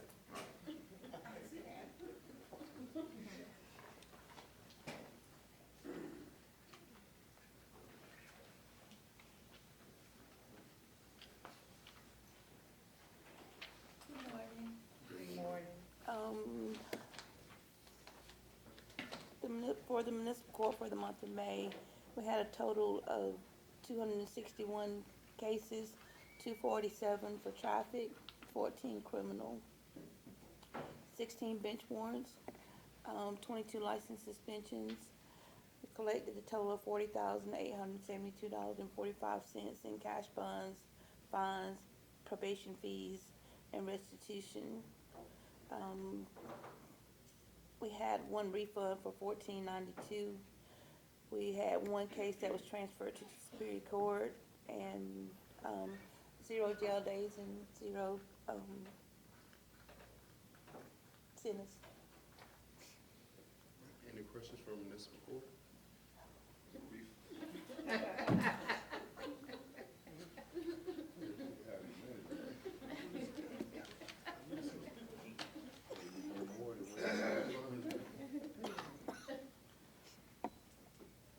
Just a statement. What was that? Refunds. Yeah. I don't have any so far. But that's follow through with what we talked about previously.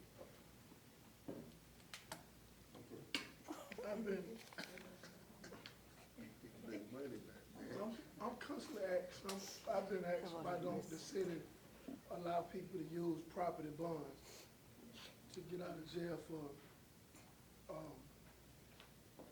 city offenses? We discussed that a little bit yesterday. Since I've been here 24 years, I have not done a property bond for anybody to get out. But Ms. Redden said we were going to get together with the sheriff and see. Yes, we all need to get together because there was an issue that came up regarding cash funds, and this is not the But in the ordinance, it states property harms are allowed, but, from the information that I received, the sheriff said there was something from the city that requires cash bonds, so we just need. And that's only for bench warrants. If you get a bench warrant, Right. when you, when you don't come to court, that's the only thing that we require a cash bond for. And that's still at $500, right? It is, Okay. especially when you get 2 or 3 chances to come back to court and you still don't come. But if they miss it one time, it's still $500. It's still $500. Okay, so I like what you said, especially when you miss 2 or 3 times. Mm-hmm.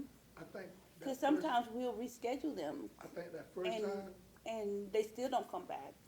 I think that first time I want it on the agenda for discussion for the next meeting. That $500 cost is extremely too much for somebody being sick and forgive me, had a court date. I got a ticket down in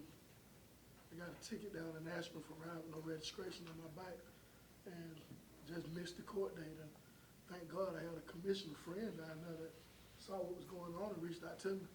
But I got down there, they issued a bench warrant and all I really had to do was pay the ticket. Okay, I but think just so this- you know, if somebody's sick or they was on the way to court and had a flat tire, and you got proof of all this, we don't do a bench warrant, we reschedule you. But if you've called and asked to be rescheduled, and I'll reschedule you, and you still don't come, then, I mean, I understand gratitude, but I still like, I like solid. I like, hey, this is what it is. I like this is what it is. Like you miss court, you miss court, you got a bench warrant. I mean, like I said, the $500, I think is a bit much. 2 or 3 times, yeah, but that first time, like I said, I looked into other cities. They're not charging $500. what's, And I okay. hate that we do this from a backing. We constantly being questioned about why we the poorest city. We the poorest city, why our prices so high. I guess because nobody wants to pay for, you can just do whatever you want and you don't have to pay for it. I mean, as my judge says, it's not an invitation, it's a requirement. When you break the law, then there's consequences. Everybody that break the law is not a criminal. Absolutely not. I would like it on the agenda for discussion to reduce that for $500 in our next meeting.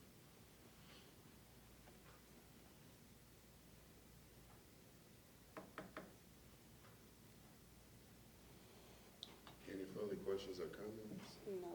So, just to make sure I understand it, so when we talk about and discuss it, whenever it's on the agenda, I'm assuming the 18th meeting.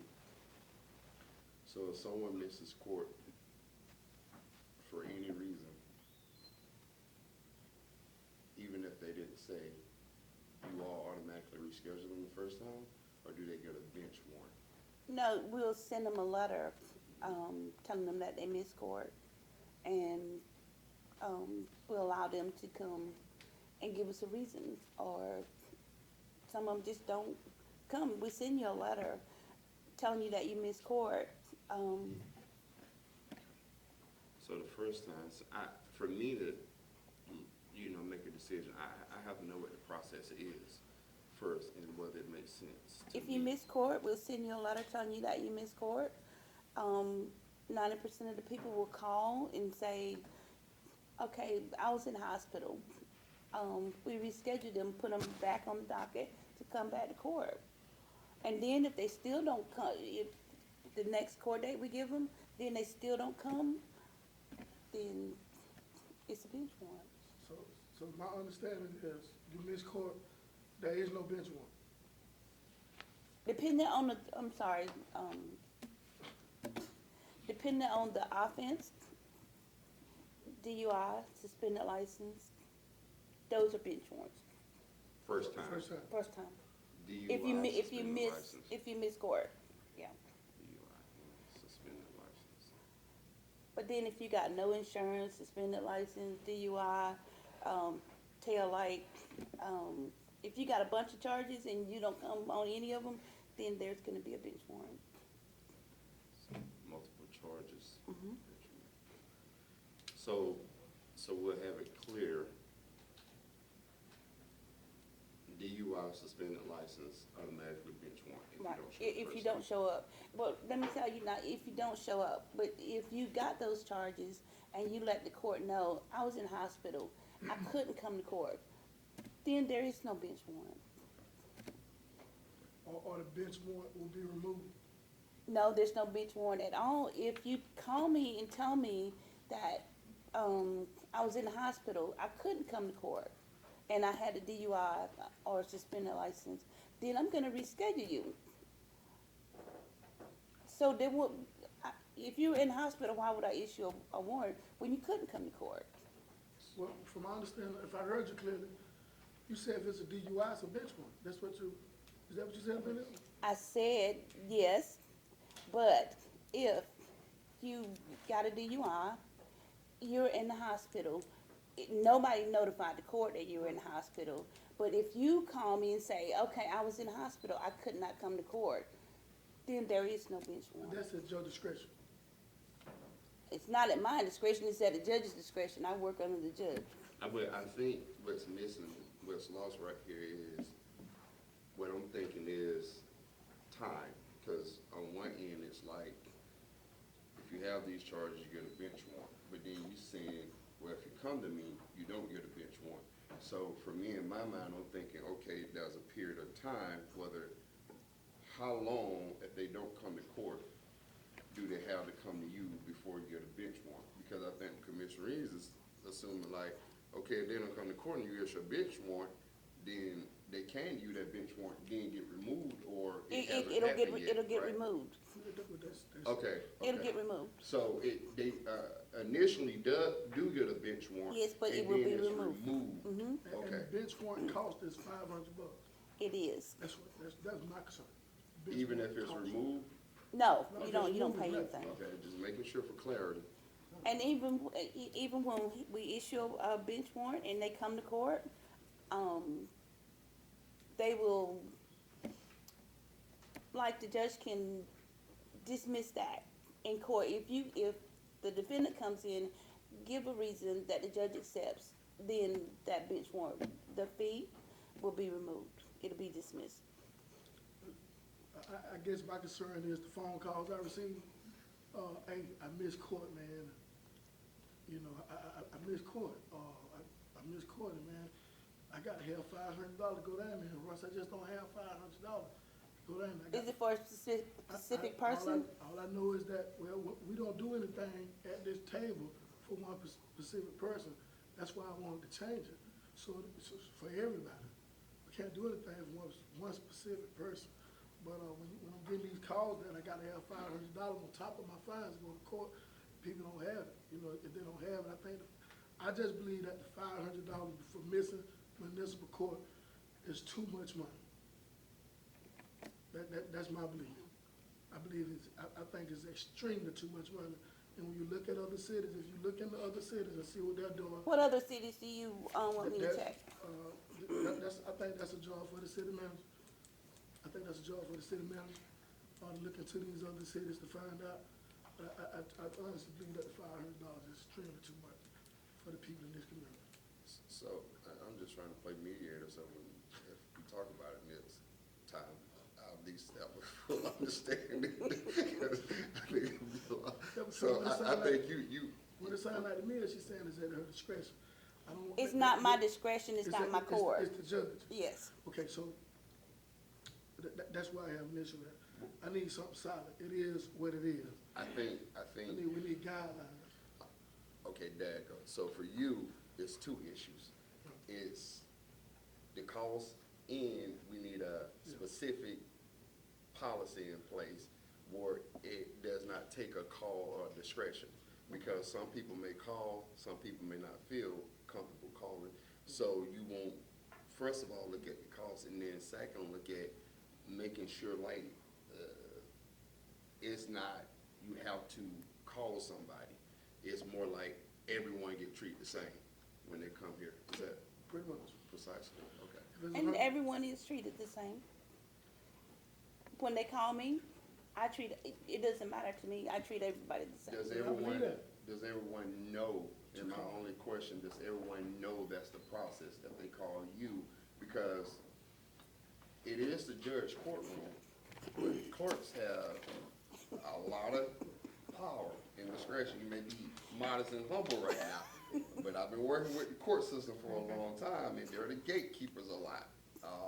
Because a judge, if you don't have a good clerk, you may not have a great judge. So, yeah. Well, we have a great judge then, because I'm a great clerk. That's right. There you go. There you go. There you go. So. We got one of the best clerks and one of the best judges in the state of Georgia, I believe that. So I think what we're just trying to do is, I think figure it out. I don't know about the cost. I think that's a fair process, first mind, that, you know, they call, but I think part of what it is too is that, I would like people to know that, and that could be the And Chairman, policy. I'm sorry, go ahead. That could be the policy, that they need to understand to call. Or even that first time they come and they haven't done anything, that policy need to be, or I don't know if it's written, which may be the thing, is written in policy, but I think people just need to know, the majority. And so, even when you send out, Everybody that missed court gets a letter, and it has my name and my number for them to call me. They can call, and I can give them the information they need. If there's a warrant that need to be rescinded, it will be. But if they don't call me, then I don't know. do all officers know when they get their citations or their fine? Is that process described to them when they get their ticket? No, the officers don't discuss that on the side of the road. I think that's something maybe we could do then. I don't know if that's asking too much, but But they don't know the fines or the procedures of the court, so they'll give out wrong information, and then it's just gonna make, well, I'm saying like if it's in court, if it's in the city of Cordele court, and if you have to miss court for any reason, please call the clerk. yes. That's what I'm saying. They can't give that information Yes, out. yes, they can. It don't matter who, Yes, what the yes. fines or anything Yes, is. and the That's all number's I'm on the saying. back of the ticket. And there you go. So they can say in the numbers on the back of the ticket, if you need to miss court for any reason, then that way we can look at the conversation is not much about the fine, because what you're saying, and it's not an invitation. I'm split because by practice I'm a social work counselor. I know people have right now dealing with a lot and have hard lives, but also, we all have to be accountable for, what we do and what we don't do, and the decisions that we make. They're either negative or positive consequences. To me, consequences are neutral until you make decisions. So I just think, it's multiple ways of handling this, and it may not be necessarily changing that, but it may be something that we do different and inform people. So education, and I think, maybe that's something we want to do. If you have court in the city of Cordele, have that and say the numbers on the back if you need it in this court. Because then we handle it on the front end. And we can't say that they don't know. We just have to make sure our police department are willing and okay and deliver that on the side of the road, make sure it becomes standard practice or what have you. I think can be addressed in that way as well, because then they have less of a reason, avoiding the word excuse, but a reason to say they didn't know, or they didn't know they had to call you. Because I do think it's whether or not you're gonna have responsible people and people young and not responsible, and people really, we also have to entertain, some people are not where we are in our mindset.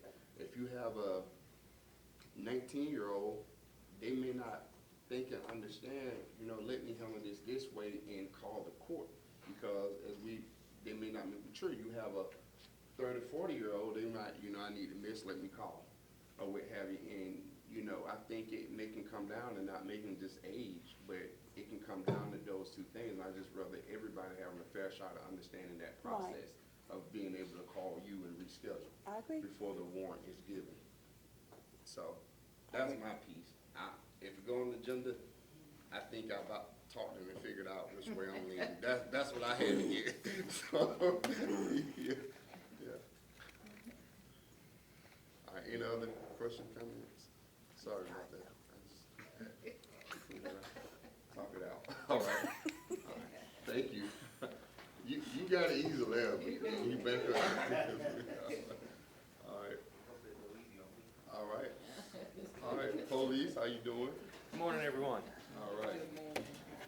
I'm going to start off with the animal control report. If you see the one that's in your packet, you'll see AG report in several of those slots. That's because we get a report once a month at the beginning of each month.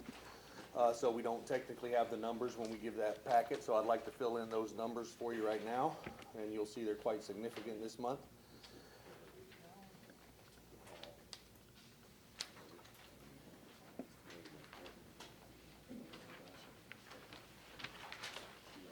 You got a paw, she's the paw.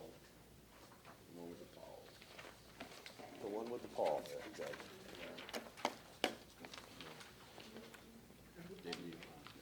Oh, Rainy, with the sheriff. Oh, there you go. You have to keep turning. You have to keep turning. It's towards the back. It should be towards the back of the packet.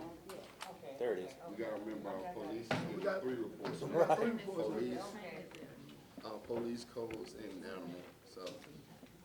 Yeah, we're officially done taking on departments now. We're about good at where we're at right now. So, All right. because they keep getting handed to me. Yeah, I know, right? Nice time. Thank you. I decided to go a little colorful today. Okay, on the dog and cat intake total, it's 175 for this month, which you can tell that is huge. 101 of those were city intake alone. Summertime, you know, just like anybody else, animals are out and about. And we're having a lot of animals dropped off at the shelter, which is not okay. We show up to boxes of puppies and boxes of cats and stuff, and I just let you know up front, if we locate who you are and you've done that, you will be charged with criminal, for cruelty to animals. That, if you need to just, drop off your animals to us, do it at a time that we're open, or give us a call and we'll come get them from you. Okay, don't just drop them at the gate, because you don't know how long we're gonna be gone from that area, when we're coming back, and especially in the heat of the summer, it don't take long for dogs and cats to die right there in the boxes outside the gate. 59 of those animals were brought in from Chris County and 15 from other agencies. The sad part is, on the number down, a couple boxes down, we only had 23 adoptions or rescues. Okay, so when you bring in 175 animals and you only have 23 returned or given out for adoptions, that leaves a burden on our shelter. When we have 12 kennels to store animals in, you got animals stacked on animals. And if you know anything about the 3 ladies that I've got working for me, they do everything in their power not to put down animals. So it puts a strain on them, puts a strain on the amount of food that they eat, how cleaning, parvo test, all that good stuff there. So they are working as hard as they can. On the news, we recently hired Miss Abigail Murphy. She's the 3rd spot in our animal control department, and she comes to us with several years of experience in animal control, so she jumped right in, didn't miss a beat. They're all working well together, and she's a great asset that we brought on board. We are also speaking with the Thomasville Humane Society. We're trying to work with them with helping with adoptions and rescues. They are a bigger agency than us, so hopefully they'll have more contacts and more outreach to move these animals through the shelter into good homes. And that's what I got for animal control. Any questions? Any questions for animal control? I have one question. When you say intakes for other entities, what are those entities? We've got contracts with Unadilla, Vienna. I believe we have a contract with Warwick, but I don't think we've seen many animals from Warwick lately. There's just a few agencies that don't have their own shelters. So if they don't have their own shelter, and it looked like the demand is exceeding our capabilities, one question is the contract worth it? We have shut it down before. They know that if we get to a level, we will contact them and say, we're not taking any more right this moment. We have done that several times in the past, just say we don't have the capacity to take them and they have to deal with them themselves, find another shelter to take them to or something like that. What does those contracts look?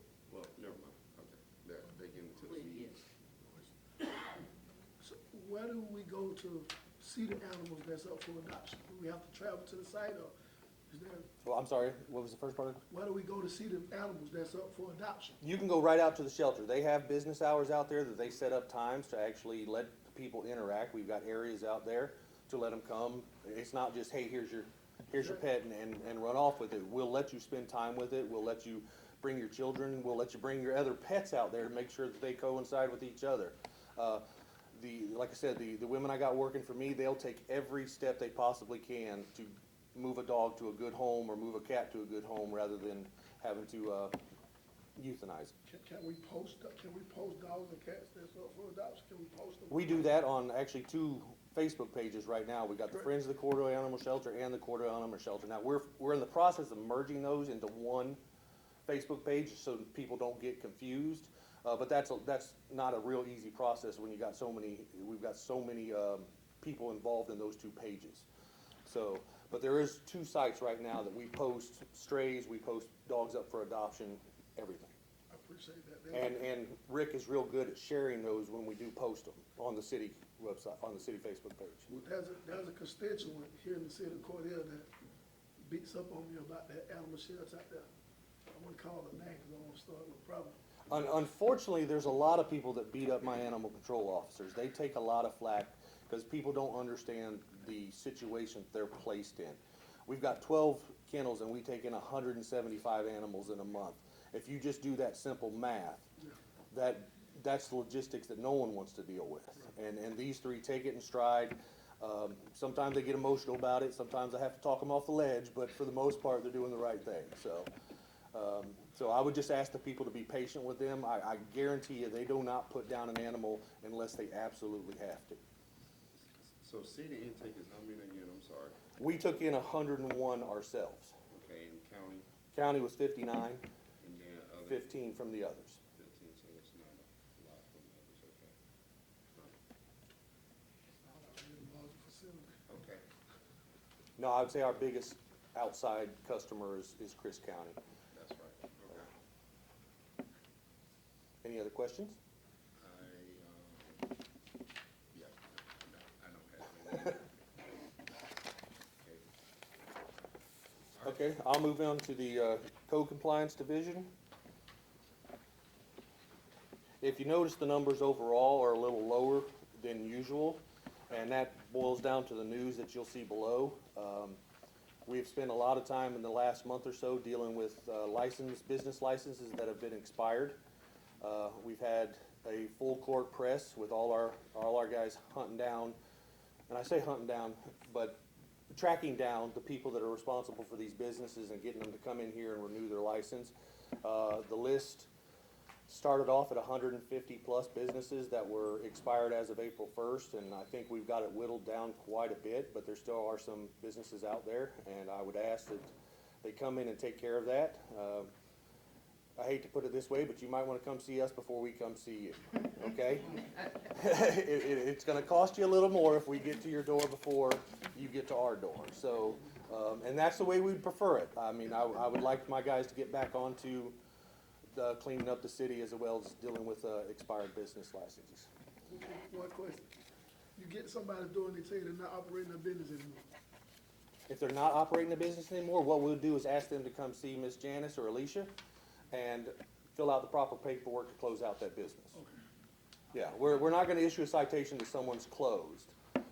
Now, we haven't had a couple that we've walked into the business, they're still operating, they're like, well, we're thinking about closing the business. Well, then lock your door.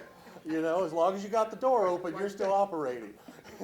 So, yeah, we would ask if you're closing your business, that's fine, just let us know and we won't bother you, I promise. But any questions about codes? Not a question, Mr. Chairman, but a comment. As Captain Taylor stated, we lost Kimberly Graham. She was dedicated and definitely up to the job. But right now we have a code enforcement officer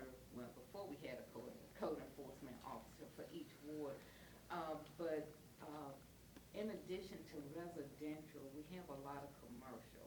And so at some point in time, I think we need to look at a code enforcement officer just to deal with the commercial side of it, because we have businesses where the roof has caved in and, so in addition to the abandoned vehicles and everything else, there's still other areas that we need to address, so just want to keep that on the radar. And Ms. Reagan, that would be easily accomplished because our Ward 1 is not a serious problem to us. So we could combine that amongst the other three, and I agree with you. I think we won, because commercial takes a lot more research to find out who to hold responsible. So I would agree with that completely. If you haven't noticed, if you're driving up and down 16th Avenue, we had one code enforcement officer, Keith Lodge, that made it his sole mission to clean up the curbside of 16th Avenue, and he had, if you noticed at McDonald's, he had signs moved back that were blocking view of people pulling out. We've had some major accidents right there at McDonald's.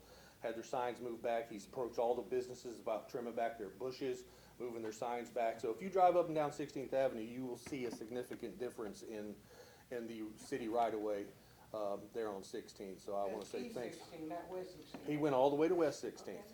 He went from city limit to city limit on 16th Avenue. He, like I said, he took it on as his own mission, and I wasn't about to slow him down. So, and I think he said he's reached the westbound city limits at this point. So I'd ask you to take a drive and take a look. And we need North and South 7th Street. Right, that's our next.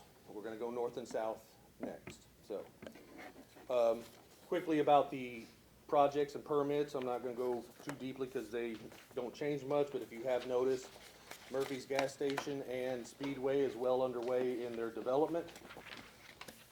And Quick Trip did their official grand opening, it was this past Thursday, I believe. So they are up and running. And as of yet, we've had 0 new homes built in Cordele. None that I know of.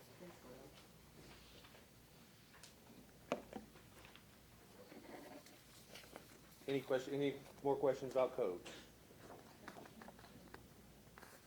I think they're discussing the residential. I think there's some issues with some homes may be being built to our knowledge, but they have not shown up on the reports. I know you have not been here during the meetings, but Commissioner Rainey has brought to the attention that I think in previous meetings that he know at least 1 or 2 homes that are being built, but they're not.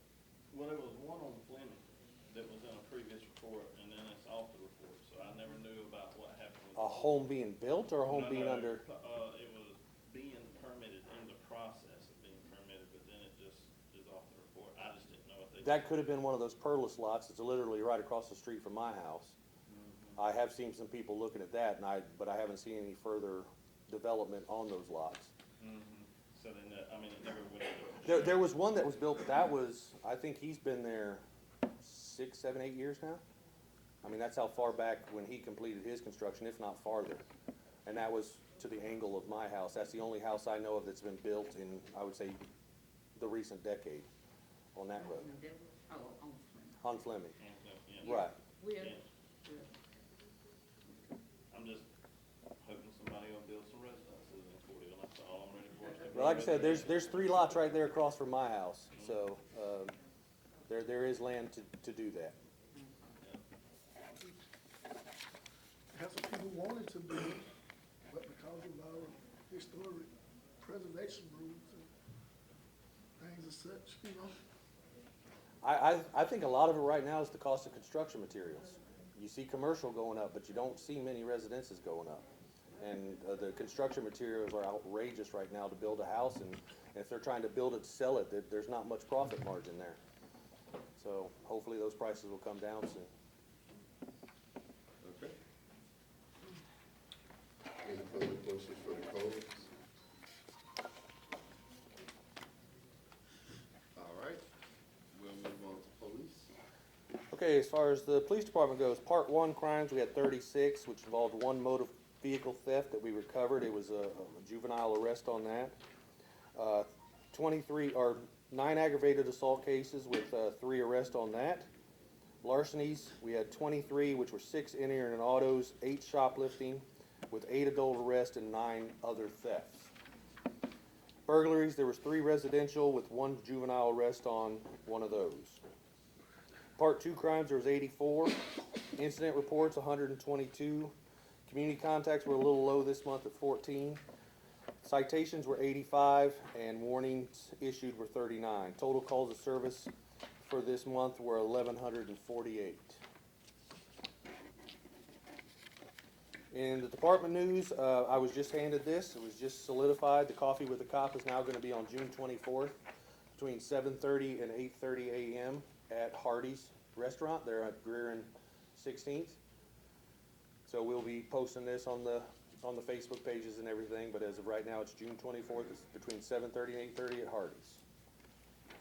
It was just confirmed this morning. We also had the drawing of our $100 Circle K gift card, which was won by Renee Baudry, so we congratulate her. That was held on May 22nd. That was a very successful raffle for us for putting towards Summerfest and Shop with the Cop.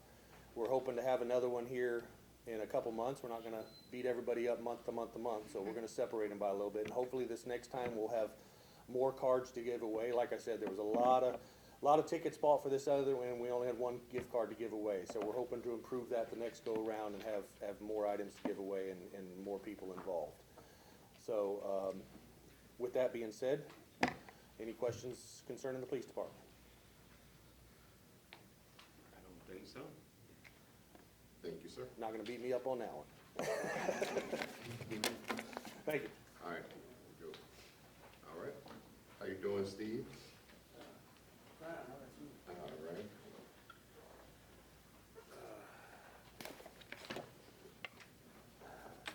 The first thing, our engineers have submitted all the necessary paperwork to EPD for, getting this ARPA grant going, the actual construction part, which is the sewer rehab. So hoping we hear from them, we'll be putting that out for bids pretty soon. And, also thanks to the codes, we did catch some people illegally dumping some tires. And they've got a court date, and I expect them to pay the fine on that too, so. Thanks for the codes department for that. And like David said, the dump site is working much better now. We're having a lot less C&D material, that kind of stuff is dumping in there, so it's working good. And we're right now working with the contractor, the Vicino group that's doing the rehab work at Gillespie Salem. And I'm fairly sure we got the deal, the repaving the road, we've got that in the works, and so we're just trying to work on the sidewalks now. And that's all I have. All right, any questions for Public Works? Alice, I got a comment. I'm sorry. The alleys, for the most of it, are looking great. Well, it just takes a while to get to them all. I'm thrilled. I cleaned the city. I cleaned the alleys. I'm 52 years here, and I'm loving it. I'm loving it. It just takes a while to get around the whole city. Yeah. That's no problem. But I can see the progress, though. I can see it. Okay. Thank you. I've noticed several streets in the city of Cordele that got complaints that they don't have lines in them. So I know one time the striping machine was down. Did we ever get that machine repaired? No, ma'am. We don't. I mean, we don't have a striping machine. We can do small areas like stripe a parking lot, but, I mean, we don't have a machine to do The streets, who in charge of doing the streets in the city of Cordele? the public works. I mean, if we're gonna do any striping, we have to contract it out. I think it would benefit the city if we would have someone to take a tour and see some of the streets there are no lines at all in it. They pay to complete away. It's not been probably, within the last year, we did have a contract. We had special funds from the DOT, and we did paint a lot of roads, but they've already faded again. My concern is someone I'm gonna let me head on, and I just see lines in the street, so they thought it may. Yes, there's quite a few that still need to be done, yes. Steve, you said the work was just done, but the lines have already faded, or we using cheap paint? I mean, what are they doing? No, they using paint according to DOT standards. So how long ago were the roads striped? It's been in the last 2 years, I believe. Oh, okay, cause when you say recently done, I'm thinking Well, like within the last year or so, then they've already disappeared, so you It's- said within the it's the last 2 years, yes. Yes, ma'am. Now, she may be talking about something we didn't get to. It's probably what she's talking about. 'Cause we didn't do the whole city. We did most of it, though. But now, whenever, with Elmeg, whenever we are paving or repaving streets, the striping is included, correct? Yes, ma'am. Right. So we never replaced our old striping machine. No, we don't have a striping machine. We've never had. We've had a small one, but we don't have we don't have a big machine that we can get out and do it ourselves. We have to bid it out. Right. All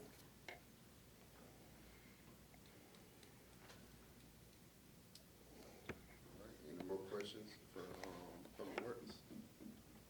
Okay. All right. Thank you, Steve. All right, social media marketing.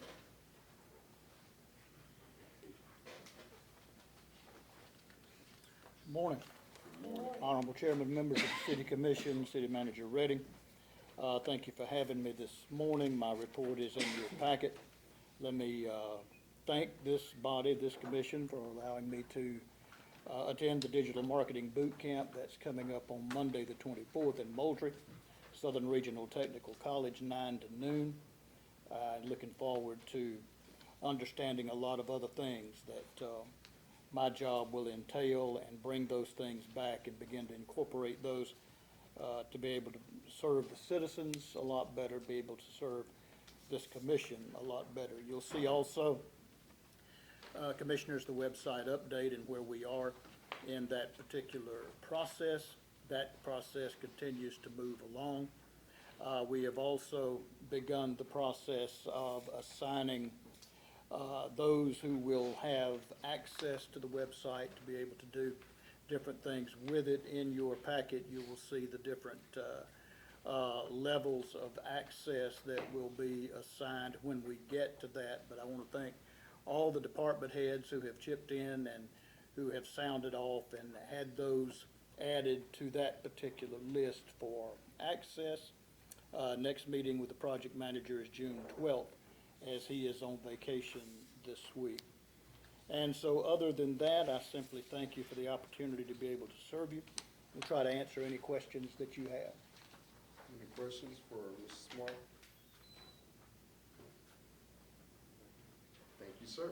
Thank you, Mr. Chairman. All right, you seeing T, Ms. Debbie?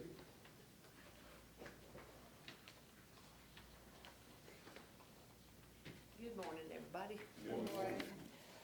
I was just gonna update you on the numbers because I didn't have them ready when I did the report. We, pumped 57 million gallons out of the wells, and we treated 146 million at the wastewater treatment plant. We did come in under permit, so that was good, but that was a whole lot of water. And I can feel Mr. Hagerbrook's pain, because every time it rains, we get it too. So, anyway, we got 7.5 inches of rain in May, and most of it comes in 3 and 4 inches at the time, and that's just too much for the ditches to handle in a couple of hours. That's the reason you get the backup and the flooding. And I wish we could get a lot of it cleaned out, but it's one of those tasks that's not simple. And we're doing toxicity testing at the treatment plant this week, making sure it's required by EPA once a year. We hope everything comes out good with it, but it's an entailed thing. And we finally got the internet up and running Thursday afternoon, and hallelujah, I hope it stays. It's gone in and out a couple times, but it was working when I left this morning, so we'll hope it's still there.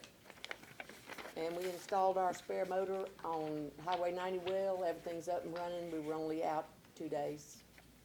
So, other than that, we're just moving on. Y'all have any questions? Any questions? Are you seeing T? I have install your spare motor on Highway 90, do we need to get another spare motor? No, ma'am, we take the one we took off that burnt up, we'll send it to the shop and they'll rewind it. Oh, okay. And if it's possible, I mean, hopefully it will be. They're gonna see if it got struck by lightning, because it was that weekend we had some really bad storms. All right, thank y'all. All right, that concludes our department head reports. We're moving to our agenda items.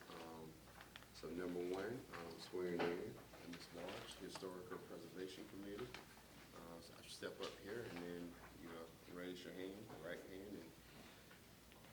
and I'll do the reading. You just say, yes, ma'am. That's fine.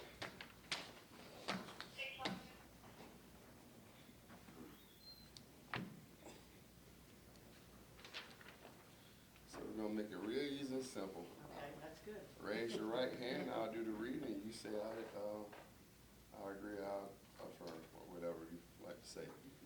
Okay, I solemnly swear or affirm that I will support the Constitution of the United States and the state of Georgia, that I will in all respects observe the provisions of the charter and the ordinance of the city of Cordele, that I will well and truly perform the duties as the Historical Preservation Committee member, and that I am not the holder of any unaccountable for public money due to this state or any political subdivision or authority thereof, that I am not the holder of any office of trust under the government of the United States, any other state, or any foreign state, which by the laws of the state of Georgia I am prohibited from holding, that I'm otherwise qualified said office according to the Constitution and laws of Georgia, and that I will, to the utmost of my skills and ability, endeavor to promote the interests in the property of said city without fear, favor, or affection. So help me God. I will. All right. Thank you, ma'am.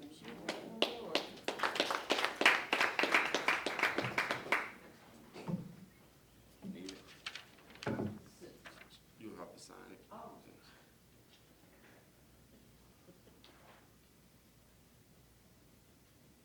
Okay. Next, we have a motion for proclamation recognizing municipal court. So move. Second. It's been properly moved and second that we approve this proclamation. Commissioner Owens, I believe, is going to read it. Is that right? Yes. Okay. All right.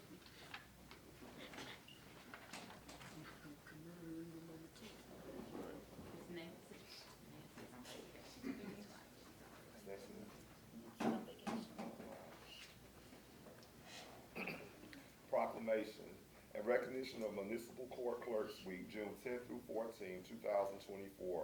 Whereas municipal court clerks play a significant role in ensuring the municipal courts preserve public safety and promote quality of life in the city of Cordele and local municipalities across the state. And whereas the procedures of the City of Cordele Municipal Court operations are set forth by the Uniform Rules of Municipal Court and other laws of the state of Georgia, and whereas more people come in contact with municipal court clerks than all other city services combined, and public impression of the City of Cordele judicial system is largely dependent upon the public's experience in municipal court. And whereas municipal court clerks have pledged to be ever mindful of their neutrality and partiality, rendering equal service to all.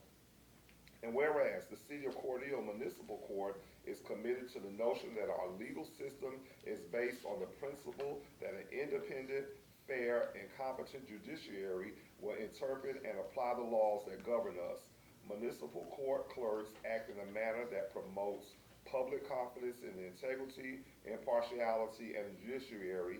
And whereas it is most appropriate that we recognize the accomplishments and significant role the municipal court clerks play in preserving the public confidence, integrity, impartiality of the judiciary. Now, therefore, the City of Cordele Commission do recognize the week of June 10th through 14th, 2024 as Municipal Court Clerks Week, and further extend appreciation to our municipal court clerks, Jackie Walker, Court Clerk, and Deputy Court Clerk Nancy Crook, and all municipal municipal court clerks for the vital services they perform and their exemplary dedication to the communities they represent and serve. So proclaimed this 4th day of June, 2024. Joshua Dariso, Chairman, Cordele City Commission. Royce Reed Sr., Commission Vice Chair, Ward 2. Commissioner Vestibule Shepherd, Ward 1. Commissioner J. Wesley Rainey, Ward 4. Commissioner Isaac Owens, Ward 3. Congratulations.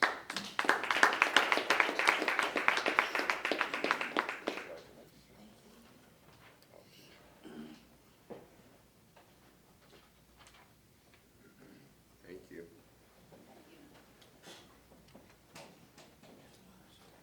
All right, agenda item number 3, consider and approve parade permit for the Watermelon Festival Parade. Second. It's been properly moved and second that we approve this parade. Commissioner Reeves votes. Yes. Commissioner Rainey. Yes. Owens. Yes. Commissioner Shepherd. Yes. All right, fully approved. We, motion carries. Parade approved. All right, agenda item number 4, consider and approve board reappointments. Cordele Carnegie Library for 3-year terms, Ms. Parker and Ms. West. All right, do we have a motion? So moved. Second. It's been properly moved and second that we approve the reappointment of these 2 persons for the library. All right. Any discussion? Seeing none, we shall proceed to vote. Commissioner Owens? Yes. Commissioner Shepherd? Yes. Commissioner Reeves? Yes. Commissioner Rainey? Yes. Motion carries. Reappointment approved. All right, agenda item number 5, rescind alcohol license approval for Club Zodiac. So moved. Mr. Chairman, if you pass 6, you will not have to do number 5. Right. Well, I think we got it reversed here. Yeah. If you wanted to skip and go to 6, I think you could do that. Well, I have a motion now. I'll see if I have a second. And I think what the city attorney saying that you don't have the second. I think nobody's second. All right. For lack of a second. That's right. For lack of a second. All right, number 6, consider and approve the second reading of an ordinance amending the city of Cordele to delete paragraph K of section 3.64. I do have a motion. Number 6. So moved. Second. It's been properly moved and second that we consider and approve agenda item number 6. Any discussion? All right, seeing none, we shall proceed to vote. Commissioner Rainey? Yes. Commissioner Reeves? Yes. Commissioner Owens? Yes. Commissioner Shepherd? Yes. All right. It is approved and motion carries. All right. Agenda item number 7. Consider and approve the request to amend the city of Cordele zoning map to rezone property 110 West 21st Avenue. All right, do we have a motion for agenda item number 7? So moved. Second. It's been properly moved and second that we consider and approve the rezoning. All right. Any discussion? Seeing none, let's proceed to vote. Commissioner Owens? Yes. Commissioner Reeves? Yes. Commissioner Rainey? Yes. Commissioner Shepherd? Yes. All right, motion carries. All right, now we'll move into our city, bless you, we'll move into our city manager report.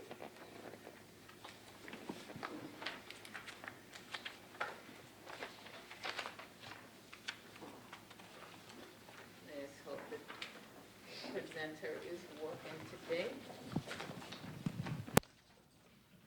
All right.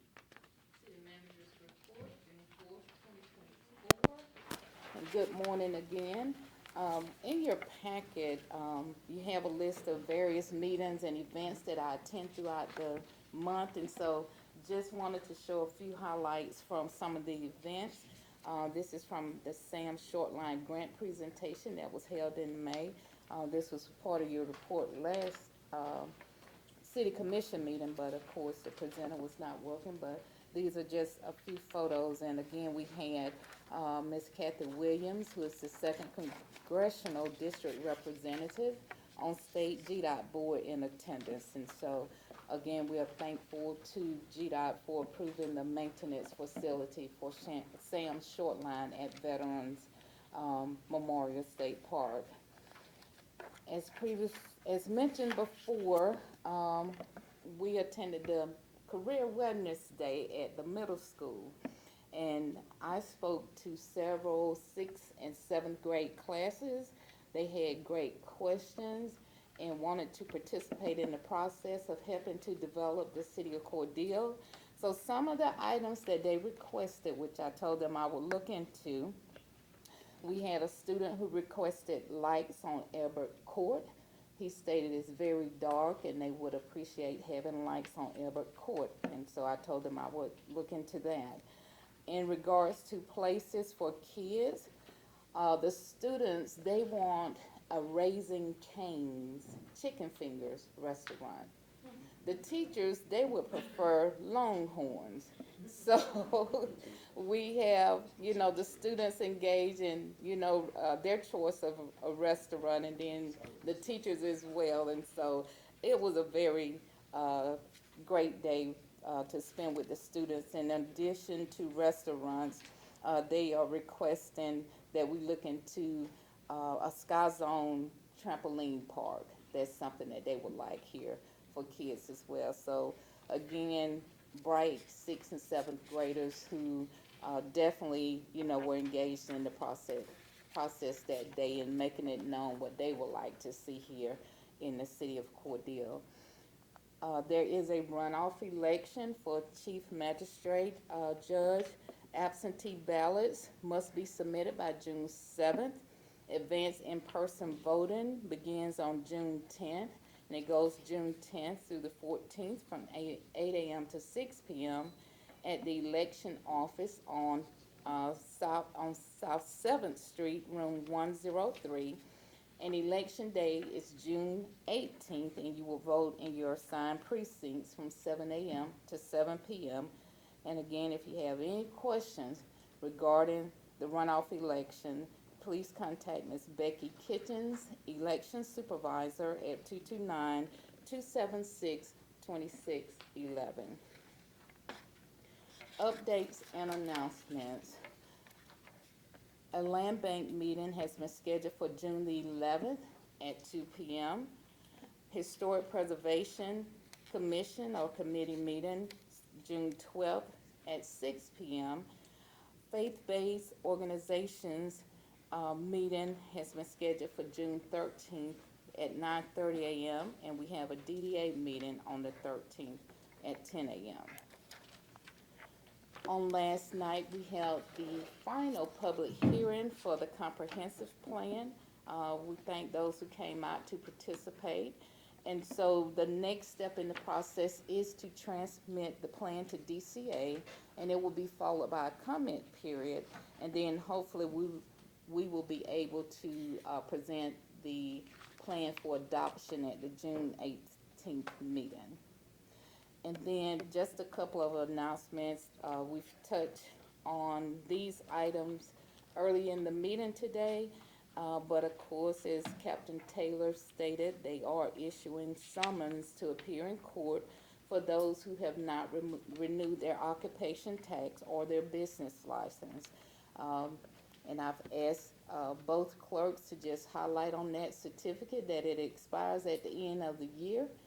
And April 1st, you have until April 1st before interest and penalties accrue. In regards to property taxes, a letter went out regarding delinquent property taxes from GTS, and you have until Friday, June 7th, to make an agreement for delinquent taxes. So if you know you have delinquent taxes, Friday is the deadline to come in and sign an agreement, because after Friday, then GTS will move to the next level in the process. But then, of course, we want to remind those with delinquent taxes that penalties continue to accrue each month. So hopefully we can get those taxes taken care of. And so in my packet again, you have the May 2024 meetings and events that I attended throughout the month. Thank you all for the budget workshop that was held on the 28th. I'm going back through those numbers because, of course, we know there are some adjustments that need to be made, and we will get that information out to you soon. And want to go ahead and notify the public that city offices will be closed on Wednesday, June 19th, in observance of Juneteenth. And that's all I have. Any questions for our city manager and her report? I don't have any question, but I would like to take this opportunity to recognize the firemen off duty and on duty, along with the volunteers that put the ramp up there at Frederick Paul's house. And we had an awesome time out there. Great group of guys, great group of guys. Nothing beats the heart of a volunteer. Nice. Any other questions, comments? Thank you. All right, thank you, city manager. All right, city attorney, do you have No, anything? sir, thank you very much. All right, do we have any reasons for executive session? No, sir. No? No, sir. I City don't. manager? All right. At this time, we'll call for a motion to adjourn this meeting at 11:37 a.m. Do we have a motion to adjourn? So move. Second. It's been properly moved and second that we're adjourning this meeting at 11:37 a.m. All in favor, let it be known by voice vote. Aye. Aye. Meeting adjourned.